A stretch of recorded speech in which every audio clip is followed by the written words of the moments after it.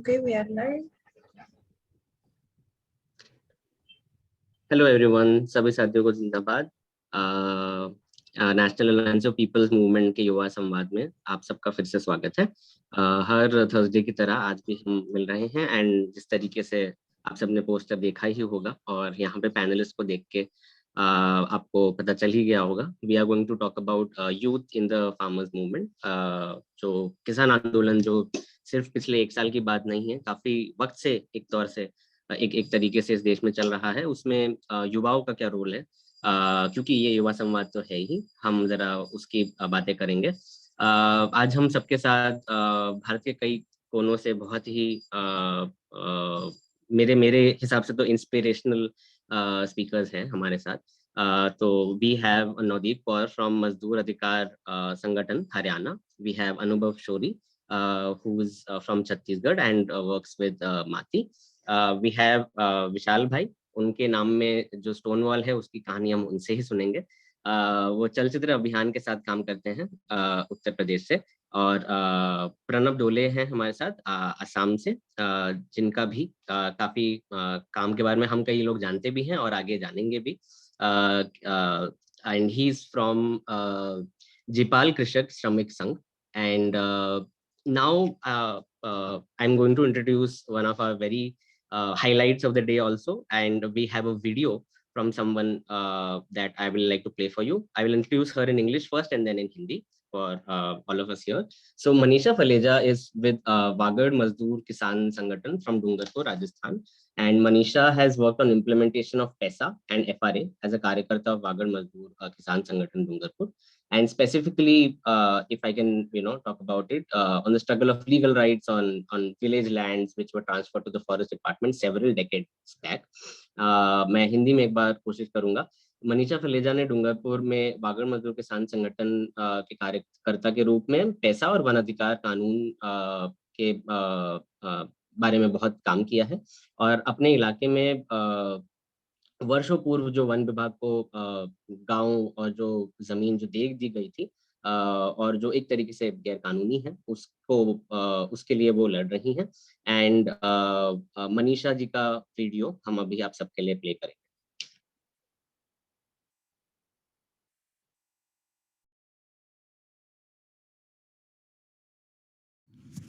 सभी को जिंदाबाद। मेरा नाम मनीषा फलेजा है और मैं राजस्थान के दक्षिण इलाके से बिलोंग करती हूँ। आज हम आदिवासी किसानों के मुद्दे के बारे में बात रखेंगे। आदिवासी किसान व मजदूरों के क्या हक हैं उसके बारे में हम जानने की कोशिश करेंगे। अंग्रेजों के आने से पहले हम आदिवासियों का अपना राज था। हमारे भिलखंड राज्य में गोंडवाना और झारखंड में हमारे आज़ाद गांव में अपने राज बसाने के लिए हमने अंग्रेज़ों से जितने संघर्ष किए थे, शायद किसी समाज ने ऐसा संघर्ष नहीं किया है। पर कई जगह पर हम आज़ाद भारत में ज़्यादा गुलाम हुए हैं। हमारा अपना राज ख़त्म होने पर हम मात्र किसान बनकर रह गए थे। पर अब बहुत तेज़ी से ही हम किसान से मजदूर बनते जा रहे हैं। खेतों में घाटा होता जा रहा है। हर परिवार मजदूरी पर निर्भर हो रहा है। इसलिए हम किसानों के हक और मजदूर दोनों के हकों के लिए हम एक साथ लड़ रहे हैं। काम की खोज में हमें ज़्यादा दूर जाना पड़ता है। जैसे मध्य प्रदेश, गुजरात और महाराष्ट्र में भी हमारे क्षेत्र के सस्ते और मजबूर आदिवासी भी मजदूर के बल पर खड़े हैं। आदिवासी किसानों का विस्थापन क्यों हुआ, किस तरह हुआ, इसके बारे में भी हम जानने की कोशिश करेंगे।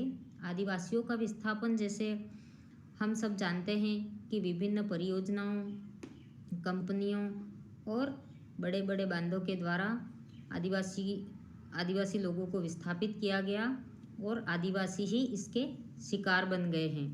जैसे आदिवासी देश की आबादी के 8% लोग हैं, जिसमें से देश के लगभग 50% लोग जो हैं वो विस्थापित हुए हैं और कंपनियों व विकास की परियोजनाओं द्वारा हमारी ज़मीन छीने जाने के अलावा हमारे जंगल और पानी को भी छीना जा रहा है। हमारी संस्कृति और हमारे जीने का तरीका भी ख़त्म किया जा रहा है। अब जंगलों को कॉरपोरेट कब्ज़ा देकर बढ़ावा दे रही है अपने जंगल वापस लेना। तो ये किस तरह से होगा, इसके बारे में हम बात करेंगे। हम हमारे जंगलों के लिए लड़ रहे हैं अंग्रेज़ों के ज़माने से, पर अंग्रेज़ जाने के बाद में जंगल की लूट और भी बढ़ गई है। लूट और भी बढ़ गई है।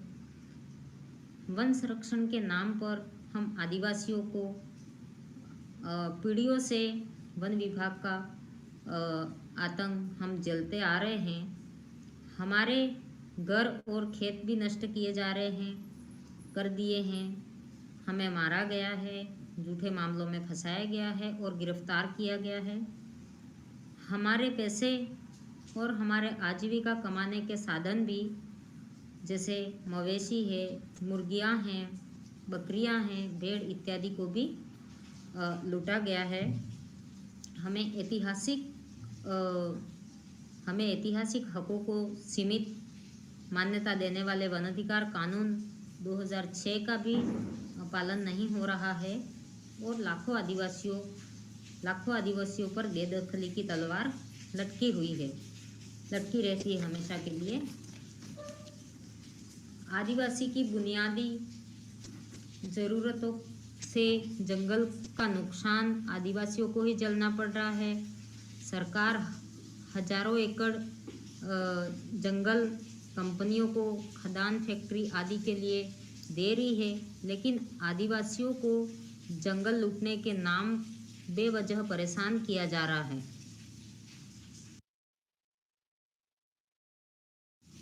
आदिवासी मजदूर किसानों के बच्चों के शिक्षा के अधिकार पर जो हमला हो रहा है, उसके बारे में भी हम बात करेंगे। व्यक्ति को पहले इज्जत और ज़िंदगी जीने का एक ज़रिया था, वो ज़मीन से तय होता था। लेकिन आज की जो स्थिति है, उसमें जो इज्जत का जो ज़रिया है और इज्जत का जो दर्जा दिया जाता है, वो एक शिक्षा के माध्यम से है। तो लेकिन आज सार्वजनिक शिक्षा व्यवस्था को जानबूझकर देश भर में किसान मजदूरों के बच्चों पर निजीकरण को थोपकर उन्हें अपने शिक्षा के अधिकार से वंचित किया जा रहा है। नई शिक्षा नीति को लागू कर दिया गया है और ऑनलाइन शिक्षा को बढ़ावा देकर शिक्षा व्यवस्था से हमारे बच्चों को हमेशा के लिए शिक्षा से वंचित किया जा रहा है। आदिवासी इलाकों में जहाँ हर मोहल्ले में स्कूल होना चाहिए, वहाँ 15 किलोमीटर में मात्र एक बड़ा स्कूल खोलने की योजना बनाई जा रही है, जिससे शिक्षा से वंचित होकर कंपनियों के लिए सस्ते मजदूर बनना ही हमारे लिए जो विकास कहलाएगा। जैसे मध्य प्रदेश की हम बात करें कि 20 जिलों में 89 आदिवासी ब्लॉक हैं। इसमें 10,306 स्कूलों में से 5,760 स्कूलों को बंद करने की योजना बनाई जा रही है और लागू कर दी है। तो इस तरह के उदाहरण हर राज्य में मिल सकते हैं। तो ये एक आदिवासियों के बच्चों पर शिक्षा के स्तर पर भी बहुत बड़ा असर पड़ रहा है और शिक्षा से वंचित होकर वो अपने घर का गुजारा नहीं चला पाने के कारण माता पिता भी उन कंपनियों में और हर जगह भेजने का प्रयास करते हैं। तो बच्चा पढ़ने की कोशिश ही नहीं करेगा और काम पे चला जाएगा, तो उनकी शिक्षा कहाँ से पैदा होगी। ये स्थिति आज सरकार ने बना दी है आदिवासी इलाकों में। ये बहुत ही सच बात है। जैसे कि हम बात करें किसान आंदोलन जो हमारे चल रहा है, उसके समर्थन के बारे में बात करते हैं हम, और जिससे आदिवासी इलाकों में जो मंडी व्यवस्था है और समर्थन मूल्य से आदिवासी को जो फ़ायदा है, क्या फ़ायदा है, उसके बारे में हम बात करना चाहेंगे। व्यवस्था है और समर्थन मूल्य से आदिवासी को जो फायदा है, क्या फायदा है, उसके बारे में हम बात करना चाहेंगे कि आदिवासी क्षेत्रों में मंडी ना के बराबर हैं और व्यापारियों द्वारा मंडियां नहीं चलाने दिया जाता है। लेकिन हमारे यहाँ आदिवासी इलाकों में इतना फसल नहीं हो पाता है जो कि मंडियों तक हम बेचने जाएं। और हमारे यहाँ संसाधन की भी बहुत बड़ी कमी है, जो कि हम मजदूरी करते हैं, इसके बाद में हमारे कोई संसाधन जुटाने का वो हम कर सकते हैं। और आदिवासी इलाकों में जैसे माना जाए कि यहाँ की स्थिति के अनुसार कि यहाँ के किसानों के पास में लगभग 3 बीघा 2 बीघा और ज़्यादा से ज़्यादा 4 और 5 बीघा ज़मीन तक का ही वो ज़मीन ही मिला हुआ है। और जैसे कि देखा जाए कि ज़मीन के मालिकाना हक के कागज़ तक भी इनके पास में नहीं है कि हमारी ज़मीन वास्तविक कितना है। तो इसलिए मंडी व्यवस्था से हमें बाहर रखा जाता है और आदिवासी किसानों को मुआवजा से भी वंचित किया जाता है, क्योंकि हमारे पास में वो साधन ही नहीं है और जो ज़मीन व्यक्ति के नाम से है उस ज़मीन का कागज़ ही नहीं है, तो मुआवजे की बात की है। आदिवासी किसानों और आदिवासी इलाकों में जो फसल पकने वाली फसल है वो फसल है ज्वार, बाजरा और मक्का। अधिकतर पहाड़ी इलाका होने की वजह से नहीं है और जो ज़मीन व्यक्ति के नाम से है उस ज़मीन का कागज़ ही नहीं है, तो मुआवजे की बात की है। आदिवासी किसानों और आदिवासी इलाकों में जो फसल पकने वाली फसल है वो फसल है ज्वार, बाजरा और मक्का। अधिकतर पहाड़ी इलाका होने की वजह से, संसाधन की कमियों की वजह से, तो यहाँ पे मक्का और गेहूँ ऐसी और दलहनी, मूंगफली ये चीज़ें ज़्यादा की जाती हैं। उड़द है जो बारिश के समय में जो पकता है वही इनके लिए काफ़ी है, बाकी जो कुछ भी है वो इनके लिए संभव नहीं है। तो अब जैसे जो पारंपरिक जो अनाज था पहले, जैसे हमारे इधर पूरी बोलते हैं, बटी बोलते हैं और ये सारी चीज़ें, सांगरी, ये एक समर्थन मूल्य के लिए घोषित ही नहीं है। ये फसल कम पानी में पकती है, कम खर्चा लगता है, उसमें मेहनत भी कम होती है और हल्की ज़मीन पर आ जाती है ये, पर पौष्टिक भी है। लेकिन बाजार के दबाव और हरित क्रांति के बाद में जो नियंत्रित खेती होने के कारण आदिवासी अपने स्वावलंबी खेती को छोड़कर बाजार के लिए खेती करते हैं। फसलों का सही भाव नहीं मिलने के कारण आदिवासी खेती छोड़कर बाजार में सस्ती मजदूरी के लिए चले जाते हैं। इस इलाके में इन पौष्टिक फसल को छोड़कर बाजारी खेती करने के लिए आदिवासी सरकारी आंकड़ों के मुताबिक जो है वो आधे महिला व बच्चों में कुपोषण का शिकार हो गए हैं। तो सभी साथियों को जिंदाबाद। मैं इसी आदिवासी के मुद्दे को लेकर के और हमारे इलाके में जो समस्या सामने आ रही है किसानों के सामने और बच्चों पर क्या प्रभाव पड़ रहा है, उनकी शिक्षा पर क्या प्रभाव पड़ रहा है, इसके बारे में बताना चाहती थी। सभी को जिंदाबाद।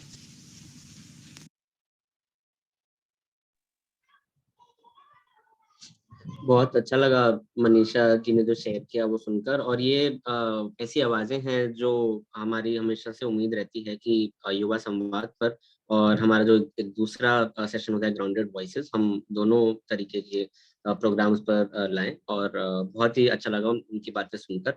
एंड क्योंकि हमारी एक थ्रेड बन गई है, तो अब मैं एक एक करके जैसे इंट्रोड्यूस करूंगा। अभी हम बात करेंगे अनुभव भाई से।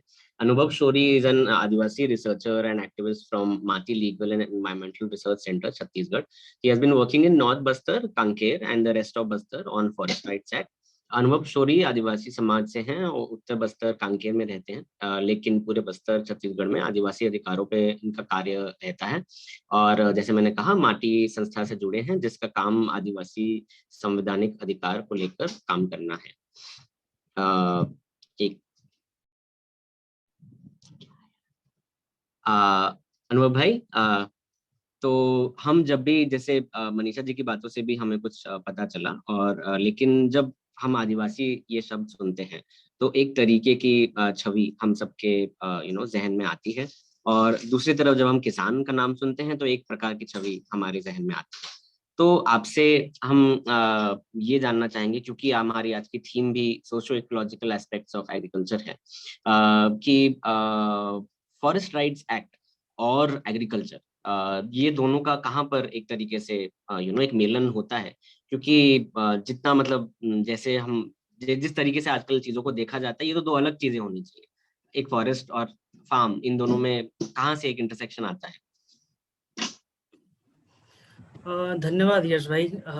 आप सभी का सबसे पहले तो मैं धन्यवाद देता हूँ कि इस मंच में आप सभी ने हमारी बात रखने का एक मौका दिया। और चूंकि ये बहुत महत्वपूर्ण विषय है कि आज के तारीख में जो किसानों की जो समस्याएं चल रही है पूरे देश में, पूरे जगहों पे, वहाँ पे इस तरीके का जो वार्तालाप है, जो परिचर्चा है, वो करना बहुत अहम हो गया है।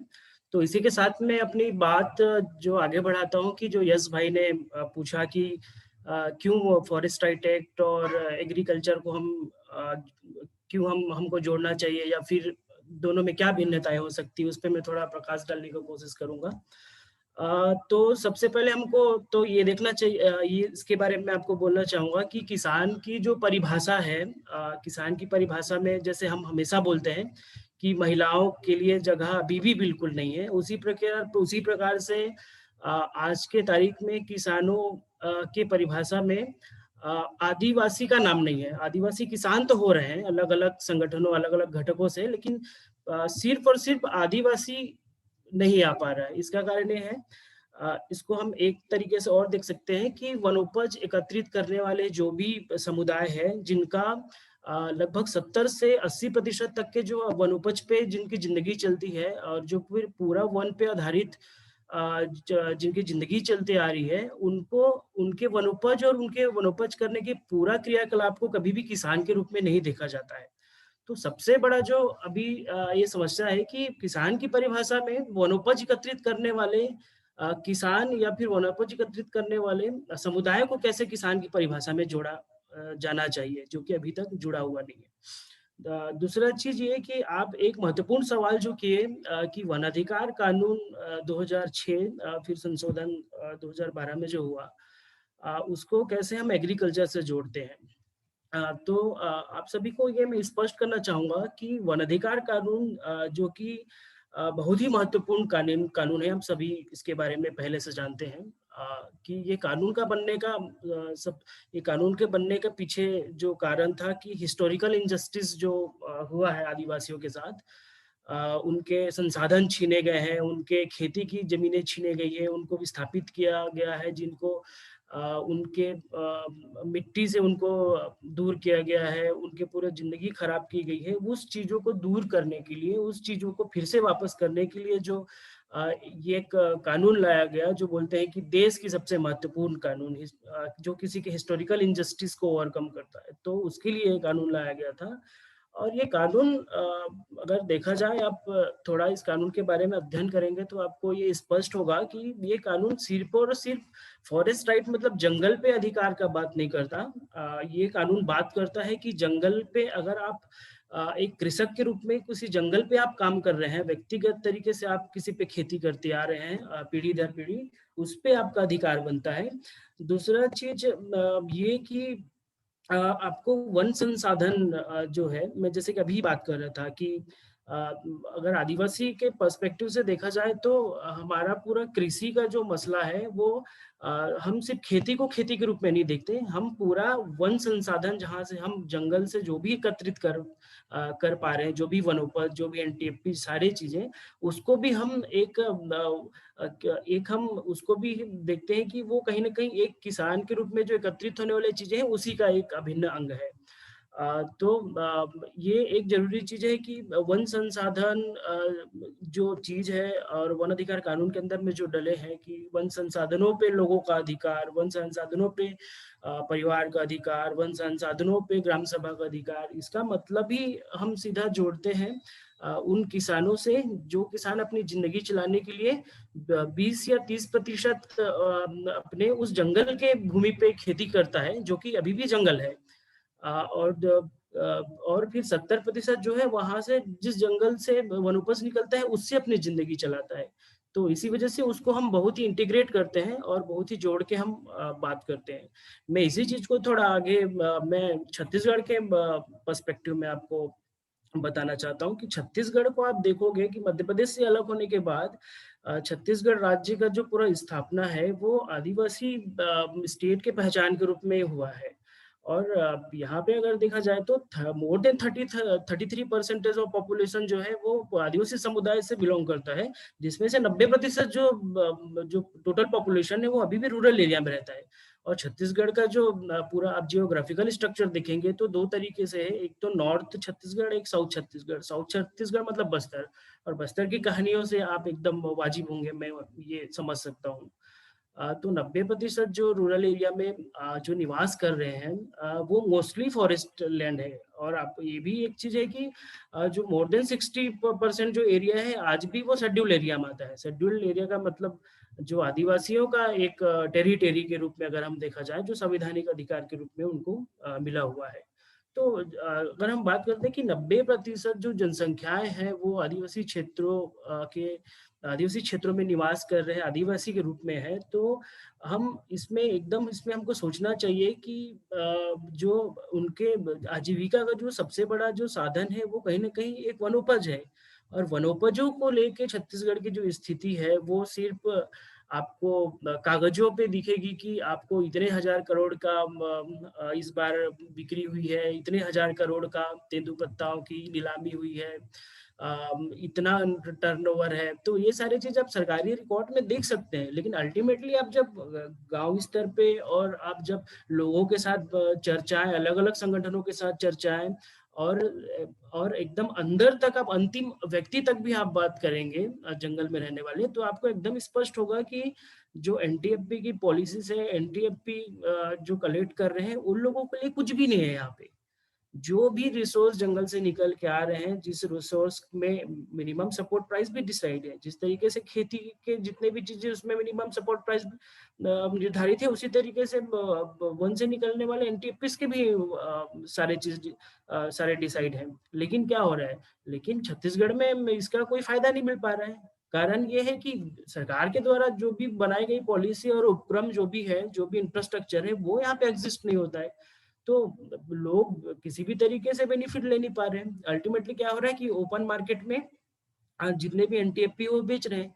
अब मैं जो बात कर रहा था कि 70% जो एनटीएफपी है वो 70 से 60% तक का जो एनटीएफपी है उससे जिंदगी चलती है साल भर की। तो आप ये समझ सकते हैं कि यहाँ का एनटीएफपी की कलेक्शंस कितनी होंगी।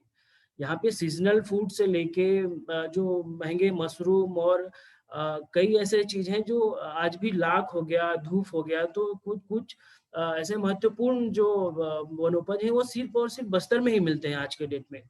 बाकी जगह पे नहीं मिलते। तो इतना रिच जो फॉरेस्ट रिसोर्स वाली जो रिच जो स्टेट है, उस स्टेट के आदिवासियों और किसानों के लोगों को इनके द्वारा बनाए गए पॉलिसी, इनके द्वारा बनाए गए कानून, जैसे कि आप देख सकते हो कि वन धन योजना और कई एफपीओस बना के रखे हैं, तो इसमें अभी तक इनको कोई बेनिफिट नहीं मिल पा रहा है। बेनिफिट नहीं मिलने का कारण भी सबसे बड़ा चीज है। अब इसको थोड़ा और अंदर घुस के अगर बात करते हैं तो हम देखते हैं कि आदिवासी क्षेत्रों में कलेक्टिव खेती है, अगर हम जियोग्राफिकल देखते हैं तो कई सारे आदिवासी समुदाय हैं यहाँ पे हैं, साथ में कुछ ऐसे भी आदिवासी समुदाय हैं जो बहुत ही अंदर जंगलों में बसे हुए हैं, जो पीवीटीजी के रूप में उनको संविधान ने परिभाषित किया है। तो इस तरीके के समुदाय आज भी कलेक्टिव खेती करते आ रहे हैं, कलेक्टिव खेती करते आ रहे हैं, शिफ्टिंग कल्टीवेशन करते आ रहे हैं, और उनकी जो पूरा आजीविका है वहाँ के पर्यावरण और वहाँ के जमीन का जो अनुकूल है उससे वो पीढ़ी दर पीढ़ी खेती करते आ रहे हैं। तो ये सारी चीज़ों जो ये सारी चीज़ है वो उनके ज़िंदगी में हमेशा से एग्जिस्ट है, और मोटे अनाज की खेती करते आ रहे हैं, जिसमें कोदो, कुटकी, मड़िया, ये सब चीज़ आप कोदो का जो आज का जो सबसे बड़ा है कि शुगर की जो बीमारी होती है उसमें कोदो का खपत और कोदो का जो डिमांड है वो बढ़ गया है। तो अल्टीमेटली मेरा ये कहना है कि जो भी मोटे अनाज हैं, जो भी जो पारंपरिक तरीके से उपयोग करते आ रहे हैं, पारंपरिक खेती करते आ रहे हैं, इसको तो किसी भी पॉलिसी में इसकी बात नहीं की जा रही है। ये गांव वाले पूरे जंगल से अंदर से निकल के गांव वाले 16-17 रुपए पर किलो में वो मार्केट में बेच रहे हैं, और मार्केट में बेचने के बाद कहाँ जा रहे हैं अल्टीमेटली वो मिडिल मैन, और मिडिल मैन से सीधा कॉर्पोरेट के पास, और कॉर्पोरेट उसी को फिर से वो बैंगलोर और दिल्ली और मुंबई में मैं खुद जाके देखता हूँ कि उसको 70 रुपए, 80 रुपए, 90 रुपए तक के पैकेट में वो बिक रहा है। तो जो किसानों की और आदिवासी के जो वनोपज इकट्ठा करने की भी जो पूरी की पूरी आमदनी है, ये मिडिल मैन और कॉर्पोरेट के रूप में पूरा पूरा ये खत्म किया जा रहा है। अब इसको पॉलिसी के रूप में भी देखेंगे, कानून के रूप में भी देखेंगे तो कानून और पॉलिसी में भी इतना लचीलापन है कि आपको कहीं भी जगह नहीं मिलता कि आप इसके विषय पे आप किसी से एडवोकेसी कर सको, इस पे आप किसी को बात कर सको। ये तो एडमिनिस्ट्रेशन और एडवोकेसी का पार्ट हो गया। दूसरा जो एक और चीज़ है कि जो इंफ्रास्ट्रक्चर का मैं बात कर रहा था कि इंफ्रास्ट्रक्चर के रूप में किसी भी तरीके का यहाँ पे निर्माण नहीं हुआ है। तो लोग, अगर हम बोलते हैं कि स्वावलंबन का बात करते हैं, आत्मनिर्भर का बात करते हैं, अभी कोविड के बाद तो आत्मनिर्भर और भी ज़्यादा आत्मनिर्भर हो गई है। तो आत्मनिर्भर का बात करते हैं तो ये आदिवासी बिना योजनाओं के लाभ लिए, बिना प्रोक्योरमेंट टूल्स और ये पूरा इंफ्रास्ट्रक्चर के बगैर कैसे आत्मनिर्भर बनेगा। और आप कानून और अपने बड़े-बड़े भाषणों में सरकार जो दावे कर रही है कि हमने अ, वन धन योजना के पूरे सेटअप लगा दिए, हमने मिनिमम सपोर्ट प्राइस दे दिए, हमने 200 प्रकार के चीज़ों पे वनोपजों पे हमने मिनिमम सपोर्ट प्राइस डिसाइड कर दिए, और हमने इतने बोनस दे रहे हैं। लेकिन आप देखोगे कि इस बार जो मौसम के मार की वजह से इस बार महुआ महुआ की जो कलेक्शन है वो कम हुआ है। इस प्रकार मौसम के मार के कारण कई ऐसे चीज इस बार नहीं निकल पाई जो हमेशा निकलती है। तो इसमें लोगों का, पब्लिक का डिमांड भी ये बन रहा है कि क्यों सिर्फ और सिर्फ खेती पे ही इंश्योरेंस हो, खेती पे ही बीमा की क्यों बात होती है। इस बार वनोपजों की बीमा की भी बात हो, और सरकार को इस चीज में सोचना भी चाहिए। तो ये बड़ी मुद्दे हैं। मैं इस चीज को और जो थोड़ा-सा बढ़ाना चाहूँगा कि छत्तीसगढ़ आप जानते हो कि एक वन संसाधन के रूप में काफ़ी रिच है, दूसरा यहाँ पे नेचुरल रिसोर्सेज के रूप में। नेचुरल रिसोर्सेज के रूप में देखो तो नेचुरल रिसोर्स के कारण ही साउथ बस्तर में अभी जो स्थिति है वो काफ़ी गंभीर है। आप हमेशा खबर में पढ़ते होंगे कि कई तरीके का टकराव अलग-अलग गुटों के साथ, और ह्यूमन राइट के भी मसले उस तरीके से बढ़े हुए हैं। तो यहाँ देखा जाए तो कोयले और लोहे का जो खनन है वो छत्तीसगढ़ में काफ़ी काफ़ी ज़्यादा है, और लोगों और बड़े कॉरपोरेट देश की नज़र भी जो है वो स्टेट में हमेशा से पड़ा रहता है कि कब वो कोयला खनन चालू कर दे, कब लोहा खनन चालू कर दे, क्योंकि यहाँ की जो गुणवत्ता है वो काफ़ी अच्छी है। तो ये सब कारण के ये सब की भी एक कारण है कि लोगों की विस्थापनें बढ़ी हैं। जैसे कि अभी पिछले वीडियो में आप देख रहे थे कि दीदी ने जो शेयर किए थे कि विस्थापन का मसला, बेरोजगारी का मसला भी एक महत्वपूर्ण विषय है आदिवासी क्षेत्रों में। तो उसी तरीके से जो आप पूरे छत्तीसगढ़ में देखेंगे कि छत्तीसगढ़ में कई सारे सकारात्मक चीज़ है, तो नकारात्मक चीज़ें भी हैं कि यहाँ पे विस्थापन का मुद्दा और लोगों को जंगलों से हटाने का मुद्दा, ये सब तो बहुत भारी मात्रा में चल रही है। आप देख सकते हैं कि हसदेव अरण्य में 7 से 8,000 हेक्टेयर के जंगलों की खत्म होने की समय आ गया है, अडानी को जो कोल ब्लॉक मिल रहा है। तो आप देख सकते हैं कि हम जहाँ बोल रहे हैं कि जंगल को बढ़ा के जंगल के जो संसाधन है उससे लोगों को ज़्यादा हम जोड़ सकें, ताकि किसी दिन में अगर खेती भी कम हो जाए, पानी भी कम हो जाए, तो आपके पास वनोपज के लिए एक मोटा एक चीज़ हो जिससे आप अपनी ज़िंदगी चला सको। लेकिन यहाँ जंगल भी खत्म हो रहे हैं, तो जंगल की खत्म करना और बड़े-बड़े कंपनियों के आना, कई सारे नए कारखाने चालू होना, ये सब भी एक बहुत बड़ा विषय है कि हम कैसे ये सब चीज़ पे हम आगे बात कर सकें, ताकि जो आदिवासियों की आजीविका है, आदिवासियों की जो लाइवलीहुड है, आदिवासियों की जो ज़िंदगी है और जो परंपरागत खेती की बात कर रहे हैं और जो मोटे अनाज की बात कर रहे हैं, जिसका एक न्यूट्रिशन का पार्ट सबसे महत्वपूर्ण है आदिवासी ज़िंदगी में और उनके बच्चों, उनके महिलाओं में, तो वो सब चीज़ को हम कैसे रोक सकते हैं? इस पे हमको बैठ के चर्चा करने की आवश्यकता है। अ, इसके साथ यश भाई और कुछ जोड़ना हो तो आप बता सकते हैं। जी जी बिल्कुल। उम्मीद है कि आगे जब हम और सवाल रखेंगे तो आपसे और भी बातें जानने को मिलेंगी। I will try to briefly summarise whatever I could gather, and of course I can not do enough justice to it, but I will try.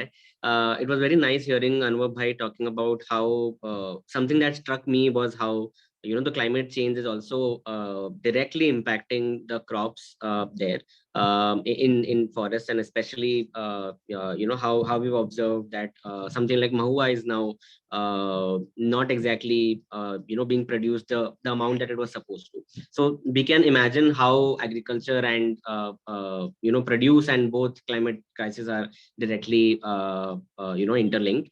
And of course he's talking about change of land use with infrastructural projects, something like coal, something like more and more mining and more infra projects, how these lands, not only these lands are being taken away, but also people are pushed more and more towards the margin.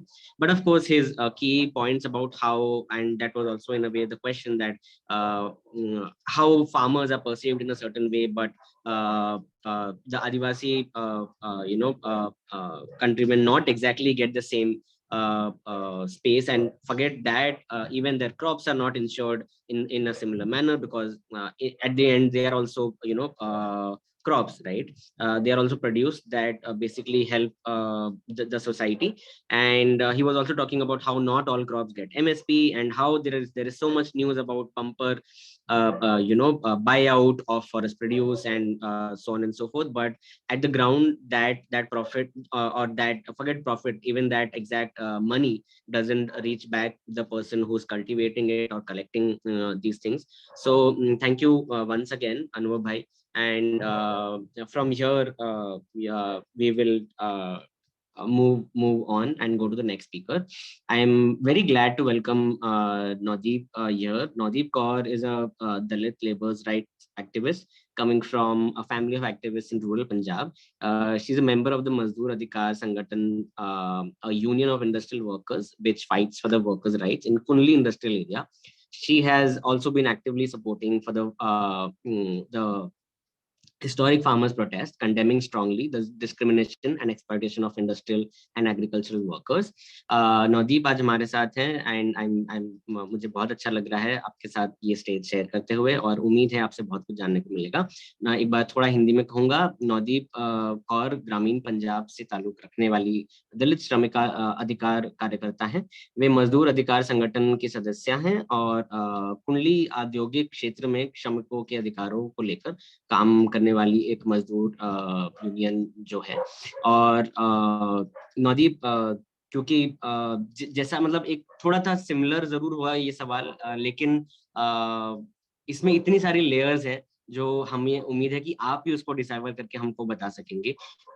तो ऐसा जरूर लगेगा मैं 3-4 सवाल एक साथ पूछ रहा हूँ, क्योंकि मुझे भी नहीं पता इस सवाल को अलग अलग कैसे पूछना है। तो जब केवल पुरुषों की पिक्चर किसानों के तौर पर इस्तेमाल की जाती है, आपको कैसा लगता है?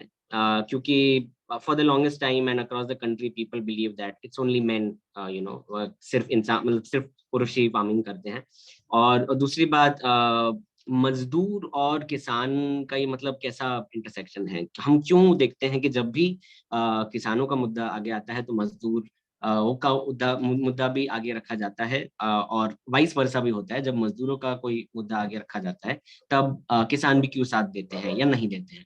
तो इसके बारे में थोड़ा आपसे जानना चाहेंगे। और एक आखिरी लाइन भी इसमें मैं जोड़ूंगा कि युवक किसान और मजदूर जो पुरुष नहीं है, महिला हो या दूसरे हो, अगर उनके संघर्ष के बारे में आप कुछ बता पाए, और स्पेशली पिछले 1 साल में पार्टिसिपेशन जो ज्यादा हुआ है, जैसे हम आज आपको भी देखते हैं, आपके साथ बहुत सारे आपके साथियों को भी देखते हैं, तो इसके बारे में भी यदि आप कुछ पॉइंट्स रख पाए तो बहुत अच्छा रहेगा। Thank you. सबसे पहले सभी साथियों को मेरा क्रांतिकारी लाल साम। मैं बहुत बहुत धन्यवाद करना चाहती हूँ सभी साथियों का जिन्होंने मुझे यहाँ पे बोलने का मौका दिया। और अभी जैसे हम लोग बात सुन ही रहे थे, उससे पहले भी जैसे आदिवासियों के बारे में या अभी अनुभव जी ने काफी अच्छी तरीके से बातों को बयान किया है। उसी तरीके से एक पंजाब का भी जैसे तरीके से आपने क्वेश्चन पूछा कि आपको किस तरीके से लगता है, तो कि जब आप पुरुषों को ही देखते हैं, जब किसान के रूप में बात आती है सिर्फ पुरुषों को ही दिखाया जाता है, तो सच में बहुत बुरा तो लगता ही है कि जिस तरीके से रियलिटी है, जो सच्चाई है ग्राउंड की, वो यही है कि महिलाएं हैं जो सबसे ज्यादा दबी कुचली और पीड़ित वर्ग है। जिस तरीके से पंजाब के अंदर अगर मैं बात करूं, तो जो खेत मजदूर महिलाएं हैं, जो भूमिहीन महिलाएं हैं, जो भूमिहीन किसान हैं, उनके पूरे परिवार और जो मजदूरों के पूरे का पूरा परिवार ही जो खेती से जुड़ा हुआ होता है। और महिलाओं को तो ज़्यादा मतलब ज़्यादा चीज़ें तोड़नी तोड़नी पड़ेंगी। सबसे पहले वो घर भी सँभाल रही हैं, अपने बच्चों को भी सँभाल रही है, पशु भी सँभाल रही है, साथ-साथ वो सारा काम करने के बाद वो खेत के अंदर भी काम करने जा रही हैं। जिस तरीके से मैंने जो देखा है, वो रियलिटी ग्राउंड की रियलिटी जो हम लोग मैं अपने गाँव की ही बताऊँ, तो हमारी फैमिली हो या आस-पास की जितनी फैमिलियाँ हों, वो सुबह महिलाएँ 4 बजे उठ जाती है। वो 4 बजे उठने के बाद पूरे घर का काम करने के बाद, पशु सँभालने के बाद, बच्चा सँभालने के बाद 7-8 बजे तक वो खेत के अंदर चली जाती है और शाम को वापस लौटती है। और शाम को आने के बाद भी वो बिल्कुल सेम चीज़ वो करती है। बच्चों को भी सँभालना, आके पशुओं को भी सँभालना, पूरा काम करने के बाद सबसे लास्ट में सोना। हालाँकि जो हम लोग गीतों में या फिर वो बहुत सारी चीज़ों में देखते हैं कि माँ सबसे लास्ट में सोती है, गीले वाले पे सोता है, फलाना-ढिमका नहीं, ये ना सारी ये ब्राह्मणवादी मानसिकता हम बोल सकते हैं, या फिर जो नारीवादी सोच वाली मानसिकता है। जो सिर्फ़ इतना ही दिखाती है कि माँ का जो दिल बहुत बड़ा है इसलिए वो ऐसा करती है। लेकिन ऐसा नहीं है, उसको जानबूझ के इस सारी चीज़ों में फँसाया गया है। अगर हम लोग आदिम साम्यवाद की बात करें तो उसके अंदर ऐसा नहीं था। सबसे पहले माँ को दर्जा दिया जाता था हर चीज़ के लिए कि माँ प्रधान है। जो माँ माँ के बारे में पता होता था कि वही वो लीडर थी, और माँ माँ का ही पता होता था कि वो भई ये किसका बच्चा है, किसका नहीं है, पुरुष का कोई वो लेना-देना ज़्यादा नहीं था। और आज के टाइम पे भी जो महिला है उसका रोल सबसे बड़ा है, चाहे वो खेती के अंदर हो, चाहे वो कंपनियों के अंदर हो, या चाहे वो हमारे आस-पास जितनी भी चीज़ें बनी हो, उसके अंदर सबसे बड़ा जो योगदान है वो महिला का ही है। और पूरी दुनिया के अंदर जो भी हमारी अगली पीढ़ियाँ जो जन्म ले रही हैं, उसमें भी सबसे बड़ा जो रोल महिला का ही है। लेकिन फिर भी एक महिला को बहुत नीचे दर्जे के में रखा जाता है। पशुओं को भी उससे ज़्यादा पूजा जाता है, लेकिन महिला को एक बहुत नीचे दर्जे का जो सम्मान जो दिया गया है। जो बहुत ही ज़्यादा दर्दनाक है, दुःख दर्द है। तो अभी जैसे कल ही गुरु नानक देव जी का जन्मदिन है, जो सिखों के फर्स्ट गुरु हैं, तो उन्होंने भी मतलब यही बोला था कि जो महिला है, उसको बहुत उच्च स्थान देने की ज़रूरत है। जो जो बड़े-बड़े ऐसे लोगों को भी जन्म दिया है जिन्होंने जिनके नाम हमारे सामने पूजनीय है, जिनको हम लोग बोलते हैं। बहुत सारी ऐसी चीज़ें हैं जो उन्होंने बोली हैं कि महिलाओं को आगे आने की ज़रूरत है, महिलाओं को बराबरी का अधिकार होना चाहिए। लेकिन आज सिख धर्म के अंदर भी, पंजाब के अंदर ही महिलाओं को मतलब वैसा जो दर्जा नहीं दिया जाता है। अगर हम किसान आंदोलन की बात करें, लीडरशिप की बात करें, तो बहुत कम महिलाएँ हैं जो लीडरशिप के अंदर हैं। संयुक्त किसान मोर्चे के अंदर हम लोग देखते हैं जिस टाइम पे मीटिंग होती है या प्रेस कॉन्फ्रेंस होती है, उसके अंदर हम एक भी महिला को बात रखते हुए नहीं देखते हैं, सारे के सारे पुरुष हैं। हम उनको गलत नहीं बोल रहे हैं कि पुरुष क्यों बात रखते हैं, हम ये बात कर रहे हैं कि महिलाओं की भागीदारी भी उतनी होनी चाहिए। अगर हम लोग ये बड़ी-बड़ी स्टेजों के ऊपर बातें करते हैं कि 50% हिस्सा महिलाओं का भी है, महिलाओं को भी आना चाहिए, तो क्यों आप लीडरशिप के अंदर महिलाओं को लेके आना नहीं चाहते हैं? जिस टाइम पे कोई महिला आगे बढ़ती है तो आप उसको खींचते हैं पीछे की तरफ। ये रियलिटी है, ये ब्राह्मणवादी मानसिकता है जो जो अपने से नीचे आदमी को ऊपर आने से हमेशा रोकती है। तो ये रियलिटी है, इसको हम कभी नहीं अच्छा मानते कि हाँ, अच्छा लगता है कि मतलब पुरुष आगे आए हैं, वो अच्छा नहीं है हमारे लिए। दूसरा आपने एक क्वेश्चन एक और पूछा था कि जो किसान आंदोलन जिस तरीके से हो रहा है, क्यों मज़दूर उसका साथ दे रहे हैं? सबसे बड़ी बात ये है कि ग्राउंड रियलिटी अगर जाने सबसे कौन मजदूर हैं जो किसानों का साथ दे रहे हैं, जिनको राजनीतिक समझ है, जो राजनीतिक समझ रखते हैं, हाँ, कि सबसे बड़ा दुश्मन हमारे लिए कौन है। फिलहाल हमारे लिए सबसे बड़ा दुश्मन है जो साम्राज्यवाद है, ब्राह्मणवाद है, फासीवाद है, दलाल पूंजीपति है, विदेशी पूंजीपति है, वो सबसे बड़ा दुश्मन फिलहाल हमारे लिए वो है। क्योंकि अभी जो चल रहा है, सबसे ज़्यादा महँगाई लगातार बढ़ रही है, लगातार राष्ट्र के विरोध में लगातार कानून आ रहे हैं, मज़दूरों के विरोध में कानून आ रहे हैं, किसानों के विरोध में कानून आ रहे हैं, महिलाओं को लगातार दबाया जा रहा है, दलितों को लगातार दबाया जा रहा है, मुसलमानों को लगातार टारगेट किया जा रहा है। दलित जो आदिवासी हैं, उनके ऊपर लगातार स्टेट के द्वारा मतलब फायरिंग करके मतलब आर्मी लगा के उनके ऊपर अटैक किया जा रहा है। तो इसीलिए अभी ज़रूरत बनती है कि किसानों, मज़दूरों और सभी समुदायों का एक हो जाना। क्योंकि सबसे बड़े दुश्मन के साथ लड़ने के लिए जो बाकी सारे छोटे-मोटे झगड़े छोड़ के फिलहाल एक होने की ज़रूरत है। लेकिन हम ये नहीं बोल सकते कि नीचे और ज़्यादा कॉन्ट्रडिक्शन नहीं है या और समस्याएँ नहीं हैं, और समस्याएँ भी हैं। और जैसे जातिवाद है, धर्म का मसला हो गया है, जागीरदार का एक मज़दूर को दबाना, खेती मज़दूर को दबाना, आदिवासी को दबाना, दलित को दबाना, ये समस्याएँ हमारे सामने हैं। लेकिन फिलहाल ज़रूरत है कि जो सबसे बड़े मेन दुश्मन को लड़ने के लिए सबका एक हो जाना। और अगर और बाकी मज़दूरों की बात करें, आज भी वो जो तालमेल नहीं बन पाया है मज़दूरों के साथ, उतनी बड़ी संख्या में मज़दूर जो साथ नहीं दे रहे हैं, और मज़दूरों के धरनों के अंदर भी बड़ी संख्या में किसान उस तरीके से भाग नहीं ले रहे हैं। ये सिर्फ़ वही लोग ले रहे हैं जिनकी राजनीतिक समझ है, या फिर वो किसी न किसी संगठन से जुड़े हुए लोग हैं। महिलाएँ जैसे अभी मैं एक मैगज़ीन में पढ़ रही थी, जिसमें भारतीय किसान यूनियन क्रांतिकारी की तरफ से जो सुखविंदर कौर, उनका जो भाषण था, जिसमें वो बता रहे हैं कि महिलाएँ जो आंदोलन के अंदर आ भी रही हैं, वो डबल बैरिकेड तोड़ के आ रही हैं। एक तो घरवालों का बैरिकेड तोड़ के आ रही हैं, समाज का बैरिकेड तोड़ के आ रही हैं, दूसरा यहाँ पे जो आंदोलन के अंदर जो बैरिकेड है, वो तोड़ के आ रही हैं। फिर भी महिलाओं को उस तरीके से स्पेस नहीं दी जा रही है, रियलिटी है, सच्चाई है। दूसरा, आपने एक क्वेश्चन और पूछा था कि लास्ट में आपका क्वेश्चन था कि जो कौन-सी फसलें हैं जो पंजाब के अंदर। हाँ, पंजाब के अंदर सबसे ज़्यादा जो बड़ी फसल जो उगाई जाती है, सबसे ज़्यादा फसल है गेहूँ और धान की फसल, और साथ ही में रुई, जिसको हम लोग पंजाबी में नरमा या कपास बोलते हैं, वो 2 फसलें हैं जो रुई और कपास अलग-अलग है, लेकिन सारे लोग उसको ज़्यादा रुई ही बोलते हैं, और ये 3 फसलें सबसे ज़्यादा उगाई जाती हैं। उससे पहले सब बहुत बड़ी संख्या में गन्ना भी उगाया जाता था, लेकिन उस तरीके से रेट ना मिलने की वजह से, एमएसपी ना मिलने की वजह से, या फिर जो उनका गन्ना रख लिया जाता है, लेकिन 2 साल 3 साल तक उनको जो उसका जो पैसा नहीं दिया जाता, इसकी वजह से लोगों ने वो बेचना बंद कर दिया। बहुत कम जगह है जहाँ पे उसकी पैदावार होती है, लेकिन सबसे ज़्यादा जो गेहूँ और मतलब धान होता है और रुई होती है।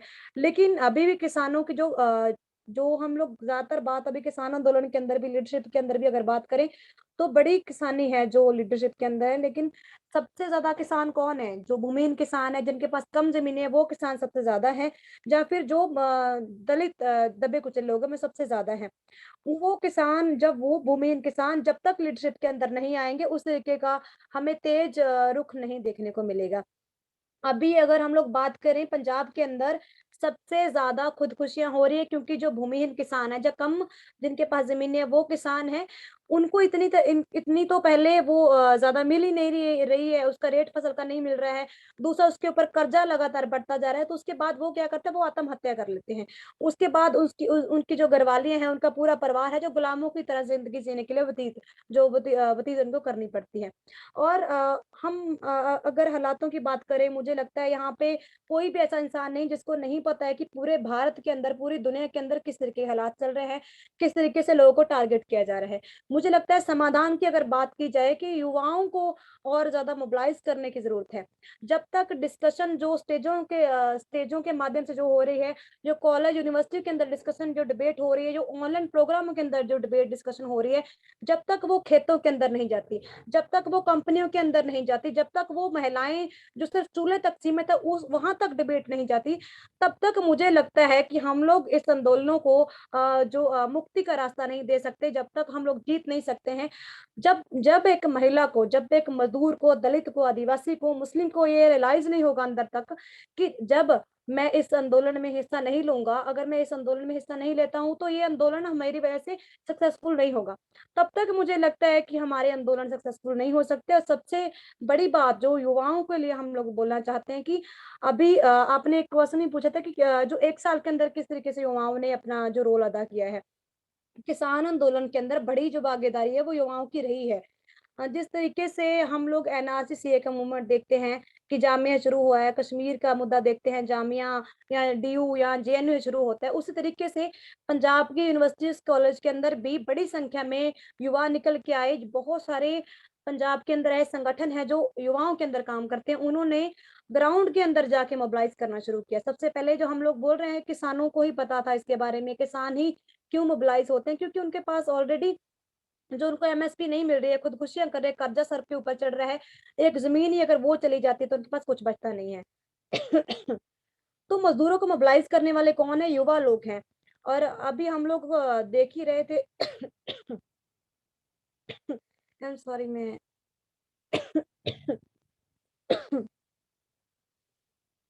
तो युवाओं का लगातार धाराएं जो आज हम जेल के अंदर देख रहे हैं, यूएपीए किसके ऊपर सबसे ज्यादा लगा है, एनएसए सेडिशन चार्ज किसके ऊपर सबसे ज्यादा लगा है, वो युवा लोग हैं। उन युवाओं ने बहुत बड़े रोल अदा किए हैं। वो उन युवाओं को हम लोग देख रहे हैं जो अभी हमारे सामने चेहरे बन के सामने आए थे। दिशा रवि अभी के टाइम पे हमारे सामने आई है। और निताशा देवांगना जो अभी उनको यूपीएससी अभी बेल मिली है, या फिर अभी जो ये जेलों के अंदर बंद हैं, उमर खालिद जैसे लोग हैं, सफूरा जरगर की हम लोग बात करें, और बहुत सारे ऐसे नौजवान हैं जिन्होंने बताया है कि नौजवानों के बिना कोई परिवर्तन असंभव नहीं है। हमेशा उनका बड़ा भागीदारी रही है, बड़ा रोल रहा है। और अभी भी जरूरत है कि नौजवानों को और आगे आने की, क्योंकि मजदूरों, महिलाओं को, दलित आदिवासियों को अगर मोबिलाइज करना है तो हम लोगों को जो डिस्कशन यहाँ पे चल रही है, इस डिस्कशन को ग्राउंड के अंदर लेके जाना होगा, तभी जो लोग हैं यहाँ पे आ पाएंगे। मुझे लगता है कुछ कुछ मैं स्किप भी कर गई हूँ, अगर साथी बता सकते हैं अगर कुछ चीज रह गई तो। इनफैक्ट मैं तो धन्यवाद कहना चाहता हूँ कि आपने सारे सवाल लगभग याद रखे और सबका जवाब भी दिया। थैंक यू सो मच उसके लिए।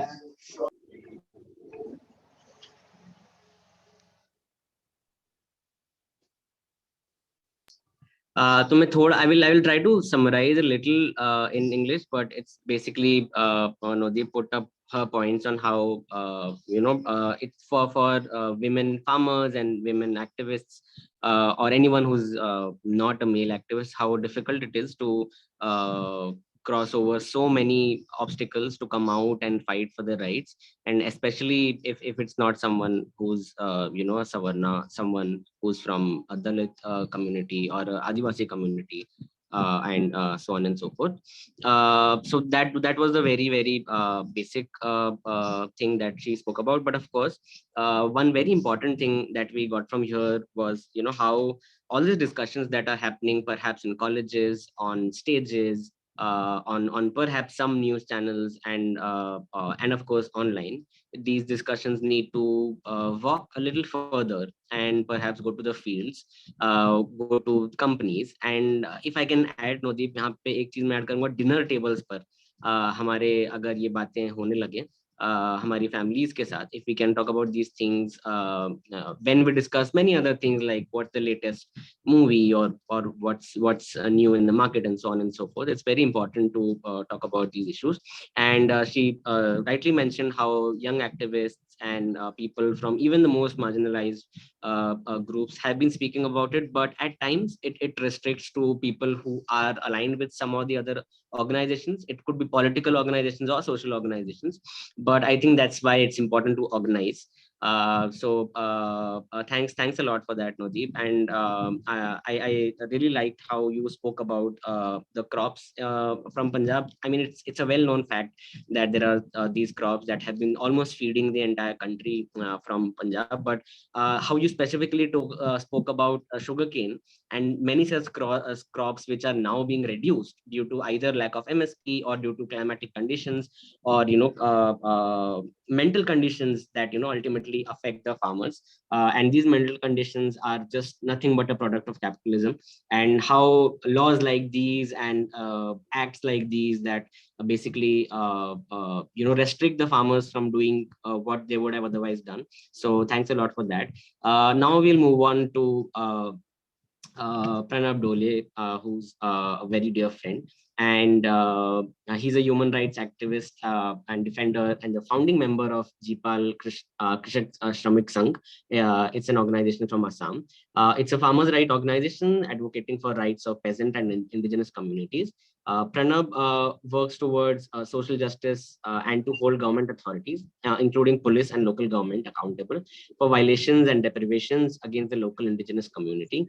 One thing that I would like to add here is how Pranab fought the elections when the recent Assam elections came, and I'm really happy he did that, and I'm damn sure that in the next 5 years we'll see more and more friends from not only Assam but young people from across the country fight elections. एक बार हिंदी में भी संक्षिप्त में मैं बोलना चाहूंगा। प्रणब डोले मानवाधिकार पर काम करने वाले हमारे एक साथी हैं असम से। ये जीपाल कृषक श्रमिक संघ के साथ हैं, जो किसानों और इंडिजिनस ग्रुप्स के साथ काम करते हैं। और प्रणब ने असम इलेक्शन में इस बार अपनी एक तरीके से डेब्यू करी थी लड़कर, और हम सबको उम्मीद है कि इससे इंस्पिरेशन लेकर और भी युवा ना ही केवल असम में बट पूरे देश में इलेक्शंस लड़ेंगे। प्रणब भाई, हेलो। या हाय। सो आपसे ऑफ कोर्स कई सारी बातें जाननी है, पूछनी है, वो सब तो है ही, बट फॉरेस्ट राइट्स एक्ट पर आपका जो काम है और स्पेसिफिकली जो आपकी खुद की कम्युनिटी है, मिसिंग कम्युनिटी, और उसके साथ आपने जिन भी लोगों के साथ अब तक काम किया है, there are various communities in Assam, right? तो उनके बारे में यदि आप कुछ बताएं, and how exactly क्योंकि हम कई लोगों को ये लगता है कि दिल्ली में जो फार्मर्स प्रोटेस्ट हो रही है शायद वही एक फार्मर्स प्रोटेस्ट है और सिर्फ दिल्ली में ही लोग खड़े हैं और उनकी जो मांगे हैं वही सबकी मांगे हैं, जबकि हमारा देश इतना it's so different, the biodiversity, the climatic conditions, the landscapes across the country, it's so varied that every farmer across the country has their own definition of farm structure, right? And every farmer looks at those 3 central laws with their own local, very local point of view. So it'll be really great to know from you about the work that you've done, of course, and how people around you look at these laws. Thank you so much. Hi. Yes, am I audible? Hello? Yeah, perfectly audible. You can continue. Yeah. Thanks, yes, for the very generous introduction. And I as in forward my greetings to everyone who is present here to be a part of the discussion. And I definitely am very happy to share this space with young, energetic, dynamic people like Nodip Kaur, Anubhav Soli, and Avinash, and yes, for sure. And there's so much like among the people who have come here, like I've seen, I mean, I can see some really experienced people and who actually is leading a lot of the questions that we are trying to address today or trying to discuss about from the front, like Salini and many other people. And Jindabad to all of you. And I mean, we are nearing a year of the farmers' protest, the historic farmers' protest, which has been going on majorly around Delhi and I mean Punjab, Haryana, Western UP, parts of Rajasthan, and the brave farmers, as in the brave farmers from there who have like continued the struggle for the last 1 year. I mean, I give my heartfelt greetings and revolutionary salute to them for like documenting this history for us, for scripting this history for us, which is, I won't shy away from mentioning that, which is one ray of hope that we are hanging on to in this country, to not like completely as in derail from the democratic setup or the constitution that we have, which is in great danger, danger, we all know. And at this historic moment, I mean, since Yes has asked me to focus, like kind of giving a context of the reason that I come from, and definitely like as someone who has been uh, a participant in the process of farmer struggles of local indigenous communities and their struggles for dignity, for their struggles for the justice, I would like to give you a small summary or a context of like the place Assam, and which also in a very minor way would reflect the positions of different northeast states, like the other northeast states which forms the whole 7 or 8 states in this part of the country. I mean, at the very onset, the farmer struggle definitely has put a deep impact in this region, at least in Assam as well, since Assam and all the other states are majorly agrarian states. And like Anubhav mentioned, and in many aspects, even Nodeep mentioned, like about the as an identification or even recognition of farmers. And there definitely like we come with a lot of contradictions of how people in the Northeast are looked upon, like the kind of say subsistence or the livelihood that is related to the land, to the biological or ecological diversity and the resources here. Somehow I guess like we still have not figured out to define or find a definition which would accommodate all these aspects, different forms of like a livelihood or existence that communities, this diverse communities has. But within the limited framework which we have, like of farmers, of peasants, of land questions, like I would like to put a more, as in without complicating, I would like to put a picture of Assam. So Assam definitely is a state of small landholders, I would say, because a study or census report says that more than 67% of the people, of the farmers, of the peasants in the state own less than 1 hectare of lands. I mean, which are and mostly small holdings. And besides, like there are other natural denominators or factors that directly impact or affect the process of agricultural practices here or the cultivation here, which like Anubhav also has brought in, like the whole idea of say changing climatic conditions and weather patterns, which we can't deny in today's time. And and uh, and and also like the annual floods that the farmers have to risk, the floods, and there are like the upstream spaces like the foothills or the hilly areas, which also has to go through untimely rains. And uh, and Assam as a state has not been able to somehow secure the whole farming fraternity or the farm sector as a whole in the state.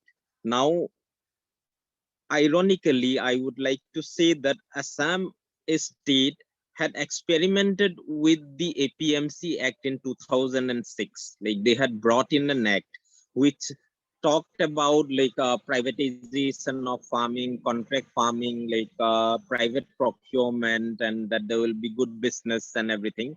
Since 2006, the state has experimented, but they failed miserably. And in 2020, they had to amend this act and bring in regulations so that the government could take in, actually should be more accountable and responsible to the producers of the farmers.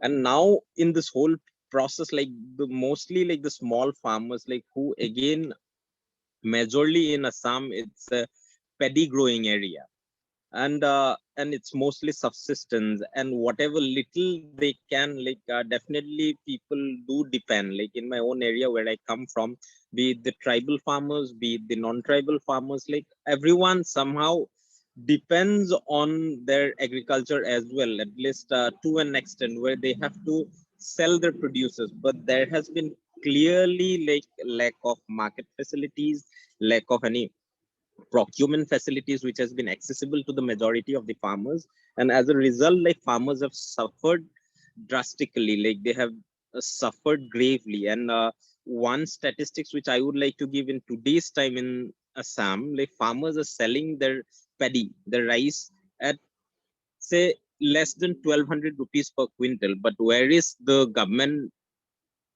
minimum support price should have been 1800 plus. And this is the kind of, and this is not even the amount of like capital that you put in producing like a quintal of rice or a quintal of paddy, that you have to sell it less than the investment that you are making, and this is not helping at all. And as a result of this, the peasants condition in the state of Assam is very precarious, it's miserable. And they have also been driven to a point, like because of the kind of definitely I mean Assam's history or Northeast history is a history of brutal repressions as well. Like we have been the victims of Armed Forces Special Powers Act, or different like very uncivil, like very inhuman acts and regulations and policies that have been prevalent in this region as a permanent state. It's not like they have, and all these things has also affected the whole larger fabric of the peasants and their struggles. Like, I would like to proudly say that, I mean, in the 60s or like in the early days of our independence, I mean, Assam also has scripted like glorious history of peasants movements. And those are the proofs are even the proofs are there even today. But in today's time, the people have been broken down to an extent that we are trying to regroup again, like where farmers are trying to come up.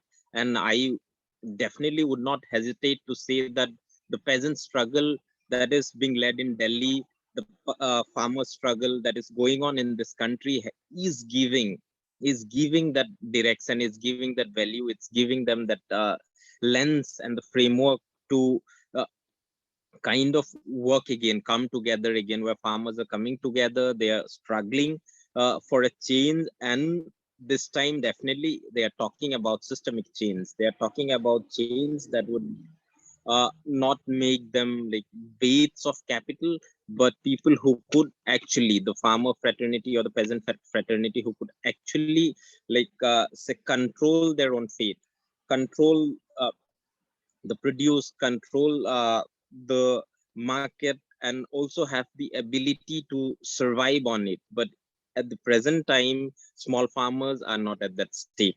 And this definitely will take a longer struggle of what we can see, because it's such a shame that in the last 1 year, not even a single important representative of the government of India has had the courage to come and sit democratically with the struggling farmers and actually devise a way. And on the other hand, they're trying to kind of defame, trying to criminalize, trying to weaponize the whole farmer struggle and crush it down. And this is something we all have to be very careful about. And we are very hopeful, because we see a lot of, along with the senior, with the long persistent struggling senior comrades, we see a lot of young people who are coming up, who are looking at things from a point of praxis, like where they are not only fighting for the sake of fighting, but also articulating the way ahead, the directions ahead. And there are many, I mean, here, like for the farmer struggle, I mean, definitely it's a very inspiring thing to see, like how different groups are coming together and are supporting them, not only in the country but globally. And this needs to be, yeah, hello, and this needs to be continued. And if now, like hi, yes, Yeah, hello, we can hear you. yeah, I mean, do I have some more time?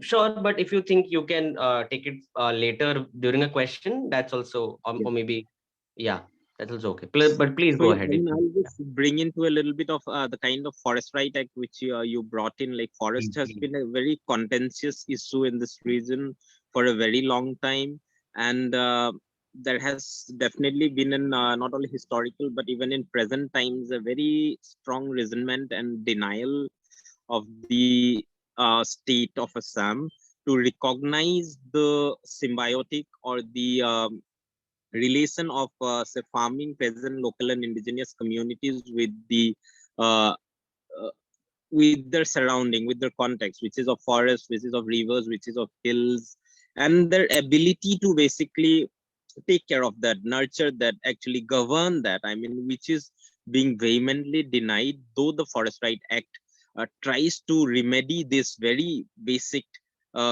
basically colonial or say very elitist notion of conservation and wildlife, and bring the actual form of governance like in a democratic way into the hands of the communities, which is the only way I think like for us to govern the commons, the forest spaces, the resources, like instead of say kind of bringing in a model where we see like it's a very important juncture to talk about environment and farming, because at this point of time we've seen that the Glasgow summit of COP26, which is talking about nature based solutions, which is talking about net zero, which is talking about carbon emissions, and also a very capitalistic mode of resolving the problem, where they're actually kind of incentivizing the whole process of emitting carbons, and where like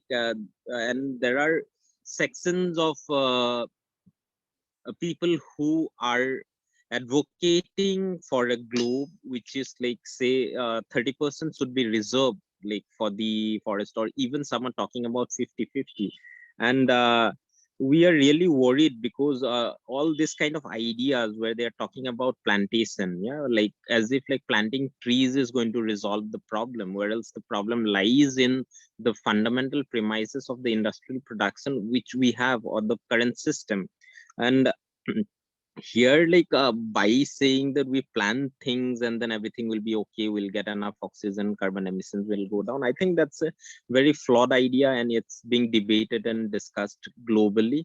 And the farmers uh, who in India mostly have been very ecologically sensitive, I guess, unless the market has driven them to a point of where they are forced into exploitative relations. I mean, otherwise, most of the farming practices are ecologically very sensitive, and also I think it takes care of the land and the forest and rivers around them, and that needs to be brought in. This dialogue needs to happen within the farmer struggle as well, and our articulation of the future needs to take into account the ecological question and the environmental question, because when we are talking about environmental justice, we are talking about human justice or social justice. We are not talking about abstract things which is not related to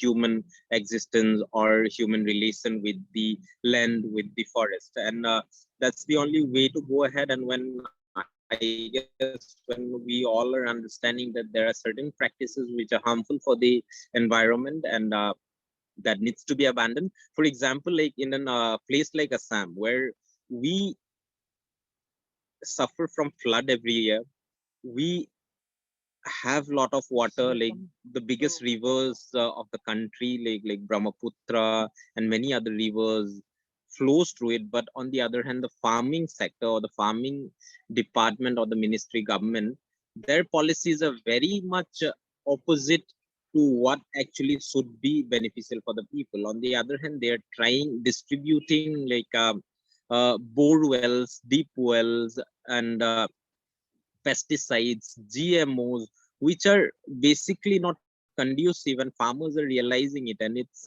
something which is affecting the very existence of farmers and peasants and the communities in a very adverse way, and it's almost driving them to the point of no return. And there are many silent aspects in the state where like farmer suicide is not talked about, farmers indebtedness is not talked about. Those are also very serious problems even in this part of the country. And definitely like we have to work, we have to struggle with the farmers, we have to try to drive home the point that like for a holistic development we need to include democratic processes, people's voices, the farmers' voices needs to be heard, and with the demand that this government listens to the farmers and accepts their demands, which is the only way for the country to go ahead. I end my discussion here, and definitely I'm looking forward to the questions, maybe where we can be more coherent about the points that we put up. Thank you everyone for being so patient and listening to me. And with this, I hand over the space to Yes. Thank you. Thank you so much, Pranav. Again मैं प्रयास करूंगा थोड़ा सा हिंदी में बातें रख सकूं।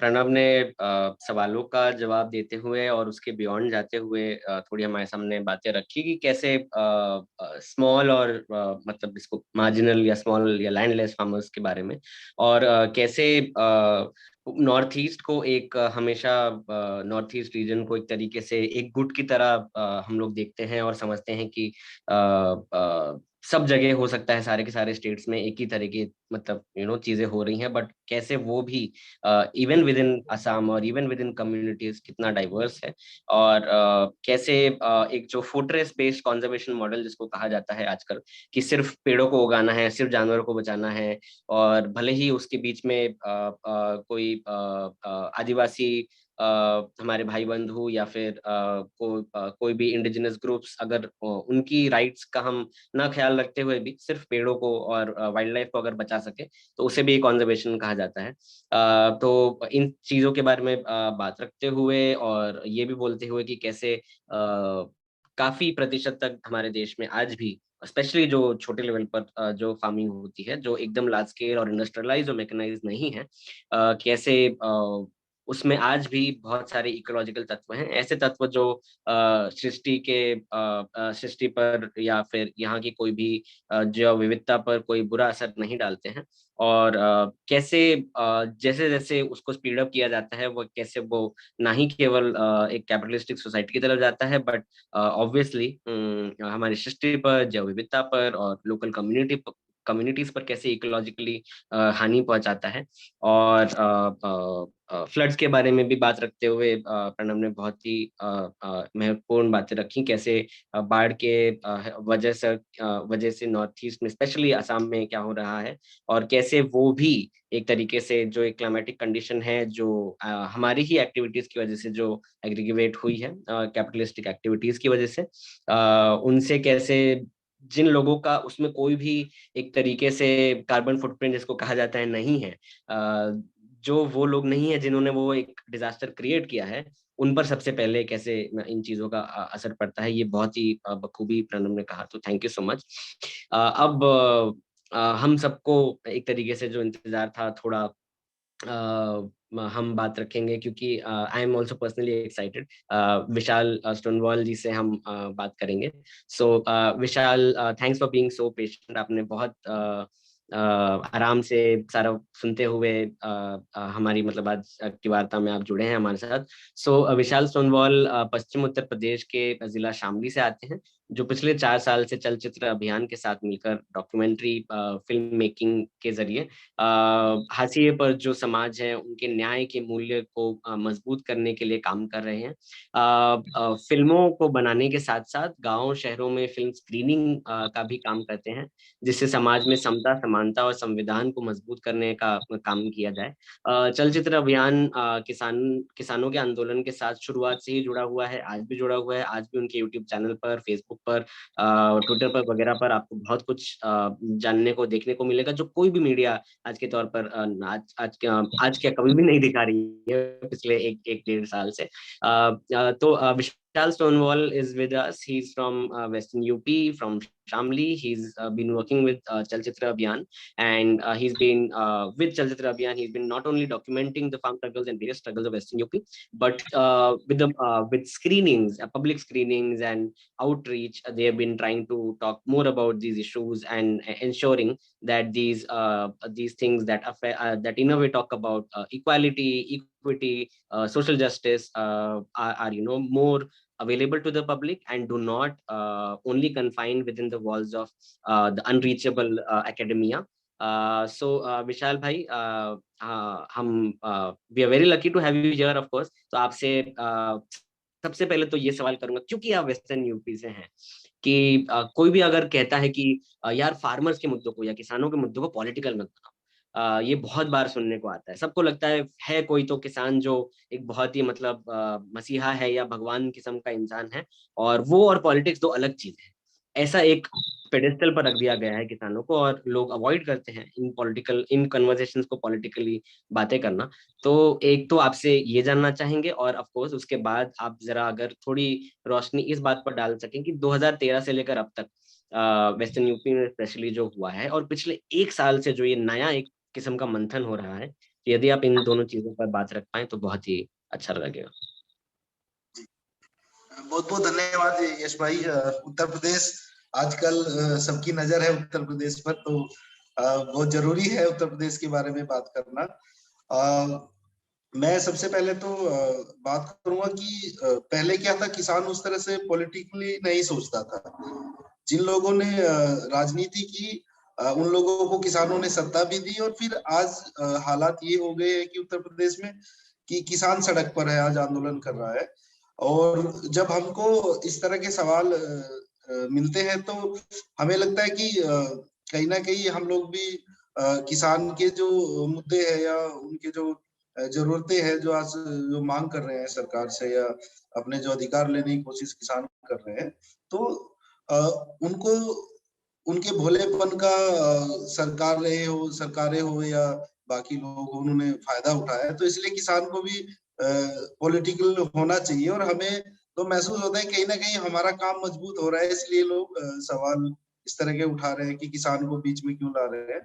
तो वो जरूरी हो गया है किसान को भी राजनीति करना, क्योंकि जिन लोगों को इन्हीं उत्तर प्रदेश के किसानों ने सत्ता दी, उनको बैठाया इस देश की गद्दी पर, ताकि उनको लगा कि ये किसानों के लिए कुछ बेहतर कर पाएंगे। जिस तरह से उत्तर प्रदेश में वादे किए गए थे किसानों के साथ, वो तो नहीं हुआ, लेकिन 3 कृषि कानून किसानों पर थोप दिए गए। तो आज उसकी वजह से किसान सड़क पर है अपना हक लेने के लिए। तो उत्तर प्रदेश में जो किसान है वो एक तरह से 2014 से पहले उस तरह की स्थितियां नहीं थी। 13 से पहले ये स्थितियां 2013 के बाद बनी कई सारी। एक पश्चिम उत्तर प्रदेश का एक नारा होता था, हर हर महादेव अल्लाह अकबर। तो उस नारे के साथ एक किसान के कई संगठन हुए हैं अलग अलग, और किसान साथ आया है। उत्तर प्रदेश में हिंदू मुस्लिम एकता का एक जो पहचान होती थी, वो कहीं ना कहीं ऐसे नारों से, ऐसे संगठनों से आती थी एक पहचान। तो मुझे लगता है कि आज के समय में हर आदमी को थोड़ा पॉलिटिकल होना चाहिए, नहीं तो कहीं ना कहीं आपके चुपचाप ही, जैसे कोरोना में ये किसानों के लिए 3 कृषि कानून ले आए, तो कहीं ना कहीं मजदूर, किसान, आदिवासी, इन सब के लिए ऐसी सरकारें कुछ ना कुछ गलत काम करती रहती है। और जब गलत होता है तो तब बोलना जरूरी बहुत हो जाता है। उसको देखते हुए हमें लगता है कि हम सही दिशा में जा रहे हैं और हमें करना चाहिए। तो हम लोग लगे हुए हैं तब से, कई सालों से उत्तर प्रदेश में। तो ये अच्छी चीज है कि आदमी राजनीतिक हो, थोड़ा सा पॉलिटिकल हो, ताकि तर्क वितर्क वो कर पाए और कुछ सोच पाए। जो एक कम्युनिटी तक चीजें नहीं पहुंचती है, एक अवेयरनेस नहीं पहुंचती है, उसको वो अवेयरनेस होनी चाहिए। 2013 के बाद मुझे लगता है कि कई चीजें बदली है। आप देखोगे कि जब 2013 में जब मोदी सरकार बनने जा रही थी, तो कहीं ना कहीं आज जो एक बड़ा चेहरा राकेश टिकैत भारतीय किसान यूनियन से है, उसी भारतीय किसान यूनियन को तोड़ा गया था। हिंदू मुस्लिम का एक दंगा कराया गया और उससे एक नफरत का बीज इस तरह से बोया गया जिससे हजारों परिवार सड़क पर आ गए, हजारों परिवार बर्बाद हुए और एक नफरत की खेती की गई एक तरह से उस समय पर। और अभी देखोगे आप उत्तर प्रदेश में कि किसान आंदोलन ही एक मुख्य कारण है कि वो जो लोग भटक गए थे उन्होंने खुद कहा है कि हम लोग गलती मानते हैं और हम वापस आए हैं उसी भाईचारे पर। और आके फिर उन ताकतों से लड़ना जरूरी हो गया है कि एक रास्ता जो जिस तरह से पहले उत्तर प्रदेश होता था, जैसे चौधरी चरण सिंह के समय से किसान पहचान में आया उत्तर प्रदेश में और फिर बाकी लोग आए और किसान के मुद्दे रखे। लेकिन कहीं ना कहीं आज उत्तर प्रदेश में आप देखोगे कि इस तरह का कि किसान साथ जिस तरह से आए हैं किसान आंदोलन की वजह से कि उसमें हिंदू भी है, मुस्लिम भी है, हर वर्ग का उसमें आदमी है, मजदूर भी है। और उत्तर प्रदेश से महिलाएं उस तरह से नहीं जुड़ पाई है पश्चिम उत्तर प्रदेश से, जिस तरह से पंजाब हरियाणा में महिलाओं ने भाग लिया है। तो उसके अलग अलग कारण है, व्यवस्थाएं उसका कारण है, तो वो एक अलग चीज है। और उसे किसान आंदोलन में कहीं ना कहीं भूमिका महिलाओं की उत्तर प्रदेश से होनी चाहिए थी, जो उतनी संख्या में नहीं है। बहुत सारी महिलाएं हैं, ऐसा नहीं है कि महिलाओं ने यहाँ हिस्सेदारी नहीं दी है, लेकिन उन्होंने यहाँ गांव में खेत संभाल के हिस्सेदारी किसान आंदोलन में दे दी है। तो 2021 में अभी आपने देखा हो कि बड़ी बड़ी पंचायतें यहाँ उत्तर प्रदेश में हो रही है और किसान के मुद्दे को लेकर, कृषि कानूनों को लेकर लोग लगातार काम कर रहे हैं, चाहे वो राजनीतिक पार्टियां हो या संगठन हो। और एक तरह से नौजवानों ने किसान आंदोलन में उत्तर प्रदेश में एक बड़ा काम किया है और कहीं ना कहीं युवा ही इस आंदोलन को समझ पाए हैं और आज के दौर में फिर से एक एकता और भाईचारे बनाने का काम किया है और ऐसी ताकतों से लड़ने के लिए मजबूती आज लाए हैं उत्तर प्रदेश में।